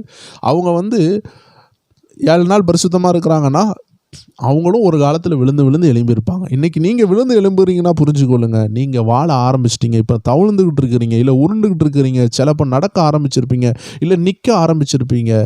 நீங்கள் நடக்க வேண்டிய நாட்கள், ஓட வேண்டிய நாட்களை கர்த்தர் தருவார். நீங்கள் தொடர்ந்து போய்கொண்டே இருங்க, தொடர்ந்து வசனத்தை கவனித்து ஆவியில் முன்னேறி கொண்டே இருங்க. கலாத்தியர் 5வது அதிகாரத்தில் போட்டிருக்குது, இந்த மாம்ச இச்சையை ஜெயிக்கிறதற்கு 18வது வசனம் சொல்லுகிறது, ஆவியினால் நடத்தப்படுவீர்களானால் நீங்கள் நியாயப்பிரமாணத்திற்கு கீழ்ப்பட்டவர்கள் அல்ல. நியாயப்பிரமாணம்னா மாம்சத்தால் செய்ய முடியாத ஒரு சூழ்நிலை இருந்துச்சு, அந்த மாதிரி ஒரு சூழ்நிலை உங்களுக்கு இல்லை அப்படின்னு வேதம் சொல்லுகிறது. நல்ல கவனமாக பார்த்தீங்கன்னா, நீங்கள் பரிசுத்த ஆவியினால் நடத்தப்பட ஆரம்பிக்க வேண்டும். நீங்கள் பரிசுத்த ஆவியினால் நடத்தப்பட ஆரம்பித்தால் என்ன நடக்கும்னு உங்களுக்கு சொல்லித்தாரேன். சின்ன பிள்ளையாக இருக்கிற வரைக்கும் அம்மா ஊட்டி கொடுத்தாங்க. ஆனால் இப்போ வளர்ந்த பிறகு நம்ம தானே சோறை கையில் எடுத்து சாப்பிட்றோம். நம்ம வளர்ந்த பிறகு நம்ம பிள்ளைகளுக்கு நம்மளை ஊட்டி கொடுக்குறோம். ஏன் நிலைமை மாறுது? ஏன்னா நீங்கள் வளர்ந்துட்டீங்கன்னு அர்த்தம். அப்போ முதலாவது நீங்கள் வளர்றீங்கன்னா நீங்கள் தனிமைப்படுத்தப்படுவீங்க. ரொம்பவே தனியாக நடக்க வேண்டிய ஒரு சூழ்நிலை வரும், ரொம்ப கஷ்டப்படுவீங்க. நம்ம வாஸ்த கலாத்தியரில் போட்டிருக்குது, மாம்சம் ஆவிக்கு விரோதமாக, ஆவி மாம்சத்துக்கு விரோதமாக ஃபைட் பண்ணுதான். உங்களுக்குள்ளாடியே 2 சண்டை நடந்து கொண்டே இருக்குது. உங்களுக்குள்ளாடி நீங்கள் ஜெபிக்காமல் இருந்தால், வேத வசனத்தை வாசிக்கலைன்னா உங்களுக்குள்ளே நடக்கிற சண்டை உங்களை ஜெயித்துரும். ஒரு கடைக்கு போகிறீங்க, ஆண்டவர் ஒரு வஸ்திரத்தை எடுக்கணும்னு நினைக்கிறார், நீங்கள் உங்களுக்கு பிடிச்சதை எடுக்கிறீங்க. உங்களுக்கு பிடிச்சதை எடுத்ததுனால உங்களை பார்க்குறவங்க எல்லாம் உங்களை இச்சையாகவே பார்க்குறாங்க. உங்களால் ஒரு 50 பேர் இச்சையில் விழுந்துட்டான். இதுக்கு காரணம் என்ன? அபிஷேகம் உள்ள நீங்கள், தேவ ஆவியினால் நடத்தப்பட வேண்டிய நீங்கள் சொந்த ஆலோசனையில் நடந்ததுனால, மாம்ச இச்சையில் நடந்ததுனால, ஒரு மினுக்குள்ள வஸ்திரத்தை நீங்கள் பிடித்து எடுத்ததுனால, அதை போட்டுட்டு ஊரில் போகும்பொழுது 4 பேர் உங்களை பார்த்து இச்சையில் விழுறதுக்கு நீங்கள் ஒரு ஆளாக மாறிட்டீங்க. நம்ம இப்படி ரொம்ப லாஜிக்கலாக சொல்லுவோம், நம்ம நல்லதாக போட்டுட்டு போனால் 4 பேர் இச்சிக்கிறான்னா அது அவன் தப்புன்னு சொல்லுவோம். ஆனால் தேவ ஜனங்கள் கவனமாக இருக்கணும். ஆவியானவர் ஒரு வஸ்திரத்தை எடுன்னு சொன்னார்னா நம்ம அதை தான் எடுக்கணும். அதை எடுக்காதன்னு சொல்கிறாருன்னா விட்டுறணும். நான் என்னுடைய மனைவிக்கு திருமணம் முடிஞ்ச அந்த புதிய நாட்களில், ஆரம்ப நாட்களில், நான் திருமணம் முடிந்த 1 மாதம் இருக்கும். அந்த நாட்களில் நான் அவளை கடைக்கு கொண்டு போகிறேன். அப்போது நிறைய அழகான வஸ்திரங்கள் இருக்குது. ஆனால் ஆண்டவர் சொல்கிறாரு இதை எடுத்துக்கூடுன்னு சொல்கிறாரு. ஆனால் அதிலும் அழகான அதே ரேட்டில் உள்ள வஸ்திரம் அங்கே இருக்குது. ஆனால் நான் அந்த டெலிவரன்ஸ், இந்த விடுதலை ஊழியம் செய்கிறதுனால ஆண்டவர் சொன்ன அந்த வஸ்திரத்தை எடுத்து கொடுத்தேன். அது என் மனைவி அதை தரித்து அதை போடும் பொழுது 4 பேருக்கு அது அசிங்கமாக தோணாமல் அது நல்லதாகவே இருந்தது. எனக்கும் என் மனைவிக்கு அது பிடிச்சிருந்துச்சு. உலகத்தில் உள்ளவங்க அது பிடிக்குதா இல்லையா நமக்கு அது தேவையில்லை. உலகத்தில் உள்ளவங்க நல்லா இருக்கணும்னு சொல்லணும் அவசியமும் இல்லை. டீசெண்டாக இருந்தால் போதும். நம்ம ஒன்றும் கிழிஞ்ச வஸ்திரத்தை போட்டு போகலையே. எனக்கு தெரிந்த ஒரு அருமையான ஒரு ஆலோசகர் உண்டு. அடிக்கடி அவர் சொல்லுவார், செருப்பு எதுக்கு போடுறோம்? காலில் ஊசி குத்தாமையும் அசிங்கப்படாமல் இருக்கிறது. ஆனால் அதில் இன்றைக்கி மாடல் அலங்காரம் ரொம்பவே மாறிட்டு. செருப்பு இன்றைக்கி எடுக்கும் பொழுது மாடலுக்கு தான் எடுக்கிறாங்க. ஆரம்ப நாட்களில் காலில் கல் குத்தக்கூடாது, சூடாக இருக்கக்கூடாதுன்னு எடுத்துகிட்டு இருந்தாங்க. ஆனால் இன்றைக்கி அது மாடலாக மாறிட்டு. ஆரம்ப நாட்களில் குளிரக்கூடாது, ஒரு வஸ்திரத்தை போட்டுக்கிடுவோம், நிர்வாணம் வெளியே தெரியக்கூடாதுன்னா ஒரு ட்ரெஸ் போட ஆரம்பித்தாங்க. ஆனால் இன்றைக்கி அது மாடலாக மாறிட்டு, ஆரம்பத்தில் முடி நிறையா வளர்ந்து பேன் வளர்ந்து தலையெல்லாம் கடிக்குதுப்பா, ரொம்ப பொடுகு வருதுப்பா, முடி வளர்ந்து அசிங்கமாக இருக்குது, சளி பிடிக்குதுன்னு முடியை வெட்ட ஆரம்பித்தாங்க. ஆனால் இன்றைக்கி அது அலங்காரமாக மாறிட்டு, ஆரம்ப நாட்களில் கையெல்லாம் நகம் வெட்டுவாங்க பார்த்துக்கோங்க, அந்த நகத்துக்குள்ளே அழுக்கு போயிடும், தலையை சொரிஞ்சால் கை விரலுக்குள்ளே அழுக்கு போயிடும். அதனால சுத்தமாக இருக்கிறதுக்கு நகத்தை வெட்ட ஆரம்பித்தாங்க. ஆனால் இப்போ இந்த நகத்தை வளர்த்து அதுக்கு ஒரு நெயில் பாலிஷ் போட்டு அதுக்கு ஒரு அழகுபடுத்தக்கூடிய ஒரு சூழ்நிலை வந்துட்டு, உதடு வெடிக்கக்கூடாது, உதடில் குளிர் நேரம் வெடிக்கக்கூடாதுன்னு சொல்லிட்டு சில க்ரீம்ஸ் உதடில் போட ஆரம்பித்தாங்க. அதை பார்த்தா அதுக்குள்ளே கொஞ்சம் கலரை சேர்த்தா இப்போ வந்து செவன் இருக்குதுன்னு சொல்லி ஆர்டிஃபிஷியலான ஒரு ஒரு உதடை உண்டாக்கிட்டாங்க. ஸோ இப்படி இந்த உலகம் வந்து ஆடம்பரத்துக்கு போய் கொண்டிருக்கும் பொழுது தேவ ஜனங்கள் ஆவியினால் நடத்தப்படணும். எது சித்தம்னு கவனிக்கணும். கடந்த நாட்களில் ஒரு 5 வருஷத்துக்கு முன்னாடி கிட்டத்தட்ட ஒரு 666 ஷூவை அந்தி கிறிஸ்துவனுடைய நம்பருக்கு ஏற்றபடியாக சாத்தான் சபையிலிருந்து ஒரு ஷூவை வெளியிட்டாங்க. அதாவது இது யாருக்குமே தெரியாது. அந்த ஷூவுக்கு உள்ளாடி ஒரு சொட்டு ரத்தம், ஒரு சொட்டு தேவையில்லாத விஷயம், அதுக்குள்ளாடி சில மந்திர பொருட்களை வச்சு தான் அந்த ஷூவை போட்டாங்க. அந்த ஷூவை யாரெல்லாம் வாங்குகிறாங்களோ அவங்க எல்லாம் சாத்தானுக்கு அடிமையாக இருக்கிற மாதிரி அந்த ஷூவை அனுப்புனாங்க. ஸோ தேவ ஜனங்களே, இன்றைக்கி உலகத்தில் நம்ம எதை போய் வாங்கி கொண்டு இருக்கிறோம்? நிறைய பேய் விரட்டுற ஊழியர்கள் சொல்கிறது என்ன தெரியுமா? சாத்தான் வந்து சில கனெக்ஷனை அவங்களுக்குள்ளே வச்சுருப்பான். எப்படி வச்சுருப்பான்? அது காதில் கடுக்கா மாதிரி போட்டிருப்பான், உடம்புல பச்சை குத்தி இருப்பான். சாத்தான் அந்த கனெக்ஷனை ரொம்பவே எதிர்பார்க்குறான். சீக்கிரமாக அவங்களுக்குள்ளே புகுறதுக்கு அவங்க கைகளில் சில மெட்டீரியல்ஸை வச்சுருப்பாங்க. சில தகடு கட்டியிருப்பாங்க, சில தகடுகளை கையில் கட்டியிருப்பாங்க. சிலவங்களுடைய கச்சிப்பில் பாருங்கள், இந்த எலும்புக்கூடு போன்ற கச்சிப்பு படங்கள் எல்லாம் இன்றைக்கி வருகிறது. சிலருடைய வஸ்திரங்களில் சில சிக்னல்லாம் இருக்குது. நமக்கே தெரியாது எந்த வஸ்திரத்தை நம்ம எடுக்கிறோம், இது தேவ சித்தமான்னு பார்த்து எடுக்கணும். ஏன்னா எதை பிசாசு அனுப்புகிறான் நமக்கு தெரியாது. ஸோ தேவ ஜனங்கள் இன்னைக்கு ஆவியினால் நடத்தப்பட்டால் தான் இந்த உலகத்திலே வாழ முடியும்.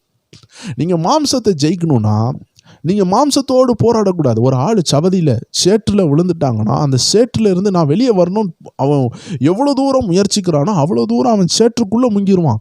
இப்போ நீங்கள் வெளியே வரணும்னு முயற்சிக்கிறது பதிலாக வெளியே நிற்கிறவங்களுடைய கையை பிடிச்சிக்கிடணும். வெளியே நிற்கிறவங்க உங்களை தூக்கிடுவாங்க. இப்போ இன்னைக்கு நான் சொன்னபடி இந்த உலகத்தில் ஆவிக்குரிய மனுஷனை தேட்டுகிறதற்கு வெளியே நிற்கிறது யார்? ஸ்கூலா, காலேஜா, இல்லை ஹாஸ்பிட்டலா? இல்லை ஹாஸ்பிட்டலில் போன உடனே அவங்க ஆவிக்குரிய வாழ்க்கையை சரியாக்கிடுவாங்களா? ஸ்கூலுக்கு போனோன்னு சரியாக்கிடுவாங்களா? எத்தனை டாக்டர்ஸ் இன்றைக்கி டைவர்ஸாக இருக்கிறாங்க, எத்தனை கிறிஸ்தவர்கள் தற்கொலை பண்ணியிருக்கிறாங்க. ஏன் உலகத்தில் படித்தும் பட்டதாரியாக மாறியும் ஏன் அவர்களுக்கு சுக வாழ்வு வரலைன்னா, இந்த உலகத்தில் நம்ம ஆவிக்குரிய மனுஷனை தேற்றுகிறதற்கு இருக்க 2 இடம். ஒன்று பரிசுத்த ஆவியானவர், இன்னொன்று பரிசுத்த ஆவியானவர் கொடுத்த சபை. இந்த சபையும் நிறைய இடத்துல நமக்கு செட் ஆகிறது கிடையாது. நிறைய மக்களால் சபைக்கு போக முடியாது. ஆனால் எப்பொழுதுமே நம்ம கூட இருக்கிறது பரிசுத்த ஆவியானவர். ஸோ இவர் தான் சகதிக்க வெளியே, சேற்றுக்கு வெளியே நின்று கை கொடுத்து கொண்டு இருக்கிறார். இவர் கையை பிடிச்சி கொள்ளுங்க. நிறைய பேர் மாம்சத்தை பரிசுத்தமாக வாழ்கிறதுக்காக இப்படி செஞ்சு சரியாக்கிடுவோம், இனி டிவி பார்க்காம சரியாக்கிடுவோம், புது வருஷம் வரட்டும் சரியாக்கிடுவோம்னு நினைப்பாங்க. நடக்கவே நடக்காது. புது வருஷத்தில் எடுக்கிற தீர்மானமும் எப்படி எடுப்பீங்க? சினிமா பார்க்கக்கூடாது, கெட்ட வார்த்தை போடக்கூடாது, சண்டை போடக்கூடாதுன்னு எடுப்பீங்க. உடனே அது நடந்துருமான்னு கேட்டால் நடக்காது. ஏன்னா நீங்கள் ஸ்டில் என்ன செய்றீங்க? நீங்களே காப்பாற்றி கொள்ளணும்னு நினைக்கிறீங்க. சவதியில் சேற்றில் விழுந்தவன் தன்னைத்தான் காப்பாற்ற முடியாது. அதனால் ஜனவரி வந்தோன்னே நான் ஒழுக்கமாக இருந்துருவேன்னு சொன்னாலும் உங்களால் காப்பாற்ற முடியாது. ஏன்னா நீங்கள் ஸ்டில் என்ன செய்றீங்க? உங்களை நீங்களே உதவலான்னு நினைக்கிறீங்க. சவதியில் சேற்றில் விழுந்தவன் எவ்வளோ தான் தன்னைத்தான் காத்துக்கொள்ளலாம்னு நினச்சாலும் காத்துக்கொள்ள முடியாது. இப்போ செய்ய வேண்டியது, சவதிக்க வெளியே நல்ல பாறையான இடத்துல நிற்கக்கூடிய ஒரு நபருடைய கையையோ இல்லை அவர் போடுற கயரையோ பிடிச்சிட்டு அவர் உங்களை வெளியே இழுத்துருவார். இப்போ வெளியே நிற்கிறது யார்? டாக்டரோ, உலகத்தானோ, படிப்பாளிகளோ, சயின்டிஸ்டோ அல்ல. வெளியே நிற்கிறது பரிசுத்த ஆவியானவர். வெளியே நிற்கிறது ஊழியர்கள், பரிசுத்தமாக வாழ்கிற ஊழியர்கள், தேவனுக்காக உண்மையாக நிற்கிற ஊழியர்கள், ஊழிய தாயார்கள், ஊழிய ஜெப தாயார்கள். உங்கள் அம்மா நல்லா ஜெபிக்கிறவங்க அவங்க உங்களை தூக்கி எடுத்துருவாங்க. உங்கள் அப்பா நல்லா ஜெபிக்கிற தேவ ஆவியினால் நடத்தப்படுறவங்கன்னா அவங்க சொல்கிற ஆலோசனையை கேட்டிங்கன்னா நீங்கள் வெளியே வந்துடுவீங்க. ஆவியினால் நடத்தப்படுற யாருடைய ஆலோசனையை கேட்டாலும் நீங்கள் மாம்ச எண்ணங்கள்லேருந்து வெளியே வந்துடலாம். அவங்களால மட்டும்தான் அவங்கள தூக்க முடியும். ஆவியில் உங்களை திரும்பி தூக்கி நிறுத்துக்கிற ஜேசிபி வந்து யாருன்னா பரிசுத்த ஆவியானவர் தான். ஜேசிபி என்ன செய்யும்னா எல்லா அழுக்கையும் எல்லாத்தையும் தூக்கி வெளியே எடுத்துரும். இதே போல தான் ஆழத்தில் கடக்கிறவங்கள தூக்கி எடுக்க ஒரு உன்னதமான ஒரு மகிமையான நபர் நமக்காக இருக்கிறாருன்னா அது பரிசுத்த ஆவியானவர். அவருடைய சத்தத்தை கேட்டு நடக்கணும், அவர் சொல்கிறத கேட்கணும், அவருடைய சவுண்டை கேட்க கேட்க நம்ம வாழ்க்கை மாறும். ஸோ முதலாவது நம்ம பரிசுத்தமாக நடக்க ஆரம்பிக்கும் பொழுது தனிமையை உணர்வோம். ஏன்னா ஒரு பிள்ளை பிறந்த டைமில் அம்மா என்ன செய்கிறாங்க, பால் கொடுத்தாங்க, அது வளர வளர ஊட்டி கொடுத்தாங்க, அதுக்கு பிறகு தானாக எடுத்து சாப்பிடும். இப்போ தனிமையின் பாதை இது நல்லதா கெட்டதான்னு கேட்டால் நல்லது. நான் பரிசுத்த ஆவியினால் நடத்தப்படும் பொழுது ரொம்ப தனிமைப்படுத்தப்பட்டேன். என் நண்பர்கள் எல்லாம் இல்லாமல் போனாங்க. ஃபோன் பண்ணி இந்த வந்துடுறேன்னு சொன்னவங்க வரமாட்டாங்க. ஃபோன் பண்ணால் சுவிட்ச் ஆஃப். எந்த நண்பரும் இல்லாமல் போகும்பொழுது தான் நான் கண்டுபிடிச்சேன், எனக்கு ஒரு பெரிய நண்பர் இருக்கிறார்பா, பரிசுத்த ஆவியானவர். பஸ்ஸில் போகும்பொழுது தனிமையாக போவேன், ரோட்டில் நடக்கும் பொழுது தனிமையாக இருப்பேன். என்னப்பா ஒரே தனிமையின் பாதைன்னு சொல்லும் பொழுது தான் நான் புரிஞ்சுக்கிட்டேன், நான் தனியாக இல்லை. I and God is great majority. நானும் கர்த்தரும் ஒரு பெரிய தொகை உள்ள ஜனம், நானும் கர்த்தரும் ஒரு பெரும் கூட்டம்னு நான் புரிஞ்சுக்கொண்டேன். ஐ அண்ட் காட் கிரேட் மெஜாரிட்டி. இதை புரிஞ்சு கொள்ளணும். நாமும் கர்த்தரும் பெரிய கூட்டம். நம்ம கூட 1000 பேர் இருந்தாலும் கர்த்தர் இருக்கிறதுக்கு சமமாகாது. அதனால் 1000 பேரை நம்ம இழந்தாலும் கர்த்தரை இழக்கக்கூடாது. இந்த உலகத்தில் உள்ள எல்லாரையும் இழந்தாலும் கர்த்தரை இழக்கக்கூடாது. ஏன்னா அவர் ஒருவர் போது நம்மளை தூக்கி நிறுத்துறதுக்கு. ஸோ அதனால் நான் தனிமையின் பாதையில் நிறையா நடத்தப்பட்டேன், ஒதுக்கப்பட்டேன், வெறுக்கப்பட்டேன், தள்ளப்பட்டேன். அப்போ தான் நான் புரிஞ்சுக்கிட்டேன், ஐயோ நான் இந்த உலகத்துக்கு நான் தகுதி இல்லாதவன் தான். டாக்டராக மாற போனால் டாக்டர் வேண்டான்னு சொல்லுவாங்க, கிரிக்கெட்டில் விளையாட போனால் கிரிக்கெட்டுக்காரன் உனக்கு செட் ஆகாதுன்னு சொல்லுவான், இந்த பிஸ்னஸ்க்குள்ளே போனால் செட் ஆகாதுன்னு சொல்லுவான். அப்போ நான் எல்லாமே எனக்கு செட் ஆகலையே, எதுப்பா நமக்கு செட் ஆகுன்னு பார்க்கும்பொழுது ஆண்டு சொன்னார், உலகத்தால் உதறி தள்ளப்பட்டதுக்கு காரணம் உன்னை உலகத்தில் ஒட்டி வைக்க நான் அழைக்கலை, பரலோகத்தில் நீ ஊழியம் செய்கிற ஊழியனாக மாற்றுறதுக்கு நான் உன்னை அழைச்சிருக்கேன்னு சொல்லி என்னை கர்த்தர் ஊழியத்தை கொடுத்தார். யோசித்து பாருங்கள், ஆண்டவர் நம்மளை நடத்தும் பொழுது எங்கே ஒட்டணுமோ அங்கே தான் ஒட்ட வைப்பார். எல்லா இடத்துலையும் ஒட்ட முடியாது. தண்ணியும் எண்ணெயும் கலராது. எண்ணெயை தண்ணியில் ஊற்றுங்க, எண்ணெய் தனியாக தான் நிற்கும். எண்ணெய் தண்ணியோடு கலந்துட்டு அது பேர் எண்ணெய் கிடையாது. அதே போல் கிறிஸ்தவன் உலகத்தாரோடு இணைஞ்சிட்டானா அவன் கிறிஸ்தவன் கிடையாது. ஒரு கடலுக்குள்ளாடி மீன் இருக்க தான் செய்யுது, ஆனால் அந்த மீனுக்குள்ளே உப்பு இருக்காது. கடலில் உப்பு எவ்வளவோ இருக்குது. இதே போல் தான் இந்த உலகத்தில் பாவம் எவ்வளவோ இருக்கும், ஆனால் கிறிஸ்தவனுக்குள்ளே பாவம் இருக்காது. ஏன்னா அவனுக்குள்ளே கிறிஸ்து இருக்கிறாரு. ஸோ தேவ ஜனங்கள் புரிந்து கொள்ளுங்க. இன்னும் ஒரே ஒரு காரியத்தை சொல்லி முடிக்கிறேன். நீங்கள் வளர்றதுனுடைய அடையாளம் என்னென்னா, தனிமைப்படுத்தப்படுவீங்க, நேசிக்கிறவங்களால் ஒதுக்கப்படுவீங்க. அப்போ கர்த்தர் நடத்த ஆரம்பிப்பார். வேதனையாக இருக்கும், உடனே நீங்கள் வசனத்தை தேடணும். போராட்டம் வருதா, உடனே வசனத்தை தேடணும். அப்போ தான் நீங்கள் வளர ஆரம்பிக்கிறீங்க. தேவ ஜனமே, ஏன் போராட்டம் வருது? நீங்கள் வசனத்தை தேடணும், ஆவியினால் நடத்தப்படணும். அதனால தான் போராட்டம் வருது. இந்த கழுகு என்ன செய்யும்னா, குஞ்சுகளை அழகாக வளர்க்குமா. இந்த சாட்சியை சொல்லி நம்ம முடிச்சிடலாம் இந்த கதை. அப்போ இந்த குஞ்சுகளை வளர்த்து தினமும் சாப்பாடு கிடைக்குமா. உட்காந்த இடத்துல நல்லா சாப்பாடு, நல்லா கொழுன்னு வளர்ந்து நல்லா குண்டாயிரும் கழுகு குஞ்சுகள். தினமும் அது வேட்டையாடி மீன் புழு அது இதுன்னு கொண்டு வந்துக்கிட்டே இருக்குமா. ஆனால் ஒரு குறிப்பிட்ட நாள் வரும்பொழுது அந்த தாய் அகோரமாக மாறி தன்னுடைய கோர நகங்களை வைத்து அந்த கூண்டுகளை எல்லாம் அப்படியே கிழித்து எரியுமா. ஆரம்பத்தில் குஷன் மாதிரி போட்டு உட்கார வச்சுருக்குமா. குஷனில் உட்கார்ந்தது போல் அந்த முள்ளான அந்த கூடுக்குள்ளாடி கொஞ்சம் அப்படியே பஞ்சுகள்லாம் வச்சு அழகாக கூடு கட்டியிருக்குமா. ஆனால் ஒரு குறிப்பிட்ட நேரம் வரும் பொழுது தாய் அரக்கி மாறி தன் சொந்த பிள்ளைகளை அப்படியே கொத்தி தூக்கி வீசுமா. ஒவ்வொரு குஞ்சா தூக்கி வீசும், கீழே தட்டி விடும், காலால் தட்டும். அந்த பிள்ளைகள் எல்லாம் அலறும், என்னடா இது அம்மா இப்படி செய்கிறாங்க, நேற்றுக்கு வரைக்கும் நேசித்த அம்மா இன்னைக்கு இப்படி செய்கிறாங்களேன்னு பார்த்தா அந்த குட்டிகள் கீழே விழுந்து சாகிறதுக்கு முன்னாடி தாய் கழுகு பறந்து முதுகில் ஏற்றிட்டு அப்படியே திரும்பி மேலே கொண்டு போய் திரும்பியும் கீழே போடும். அப்போ யோசிக்கும் அந்த பிள்ளைகள், என்ன அம்மாவுக்கு என்ன பைத்தியம் முடிச்சிட்டா, நம்ம கீழே விழுறதுக்கு முன்னாடி தூக்குனாங்க, இப்போ திரும்பியும் கீழே போடுறாங்க. அப்போந்தான் அதுக்கு தெரியாத ஒரு ரகசியத்தை அது கற்றுக்கொண்டு இருக்கு. தினமும் இது நடக்குது.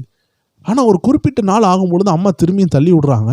இப்போ கீழே போய் மோதுற மாதிரி போன பிறகும் அம்மா வரவே இல்லை. ஆனால் கீழே மோதவும் இல்லை. என்ன நடக்குதுன்னு பார்த்தா அது ரெக்கைகளை அடித்து பறக்க ஆரம்பித்து விட்டது.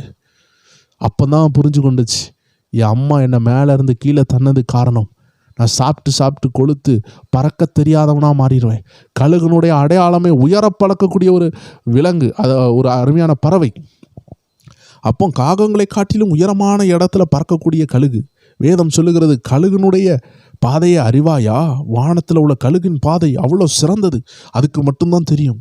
வானத்தில் ஒரு ரோடு கிடையாது, டிராஃபிக் லைட்ஸ் கிடையாது, டிராஃபிக் ரூல்ஸ் கிடையாது. எந்த தேசத்தில் போதும் அது வீடு எங்கே இருக்குதுன்னு கண்டுபிடிக்கவே முடியாது. ஆனாலும் ஒரு கூகுள் மேப் லொக்கேஷன் கூட இல்லாமல் அது கரெக்டாக தான் வீட்டுக்கு வரும். பல 1000 கிலோமீட்டர் அது ஊர் சுற்றினாலும் அது தன்னுடைய வீட்டுக்கு கரெக்டாக வரும்.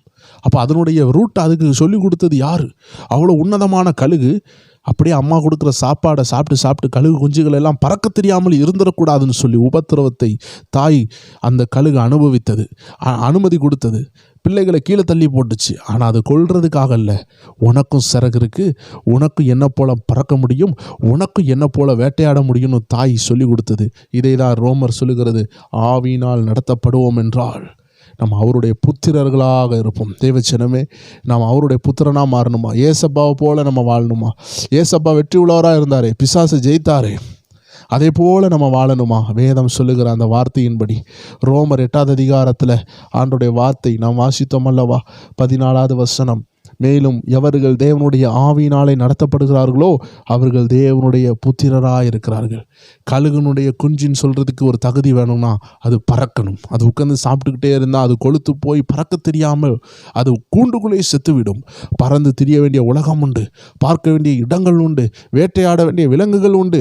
அடுத்த ஒரு ஜென்ரேஷனை எழுப்ப வேண்டும், உயரங்களில் பறக்க வேண்டும். அதனால் என்ன நடந்தது? உபத்திரவத்தை தாய் கழுகு குஞ்சுகளுக்கு அனுமதித்தது. இதே போல தேவச்சனமே, கர்த்தர் உபத்திரத்தில் கொண்டு போகிறாருன்னா நீங்கள் கண்டிப்பாக ஆவியில் வளர ஆரம்பிச்சிருவீங்க. ஆனால் நீங்கள் செய்ய வேண்டியதெல்லாம் கீழே விழ போகிறது போல தோணுச்சுன்னா, அந்த கழுகு குஞ்சுகள் எல்லாம் தரையில் போய் விழப்படுகிறது போல இருக்கும் பொழுது 1-2 தடவை தாய் காப்பாற்றியது, 3-4 தடவை கடைசி வரைக்கும் காப்பாற்றப்பட போகிறது. அதனுடைய ரெக்கைகளை அடிக்க பழகினது. இன்றைக்கி இதை கேட்டுக்கொண்டிருக்கிறவங்களே, இது ஒரு பெரிய பதிவு தான். நான் எல்லா நேரமும் சின்ன பதிவு தான் நம்ம போட்டு கொண்டிருந்தோம். இன்றைக்கி இந்த சப்ஜெக்ட் ரொம்ப தேவையானது. உபத்திரவத்தில் இருக்கிற நீங்கள் சோத்திரம் பண்ண ஆரம்பிங்க, ஜெபிக்க பழகுங்க, ஆவியில் சிந்திக்க பழகுங்க. உலகத்தார போல அல்ல. வசனம் என்ன சொல்லுது பாருங்க, பரிசுத்த ஆவியானவருடைய ஆலோசனையை பாருங்க.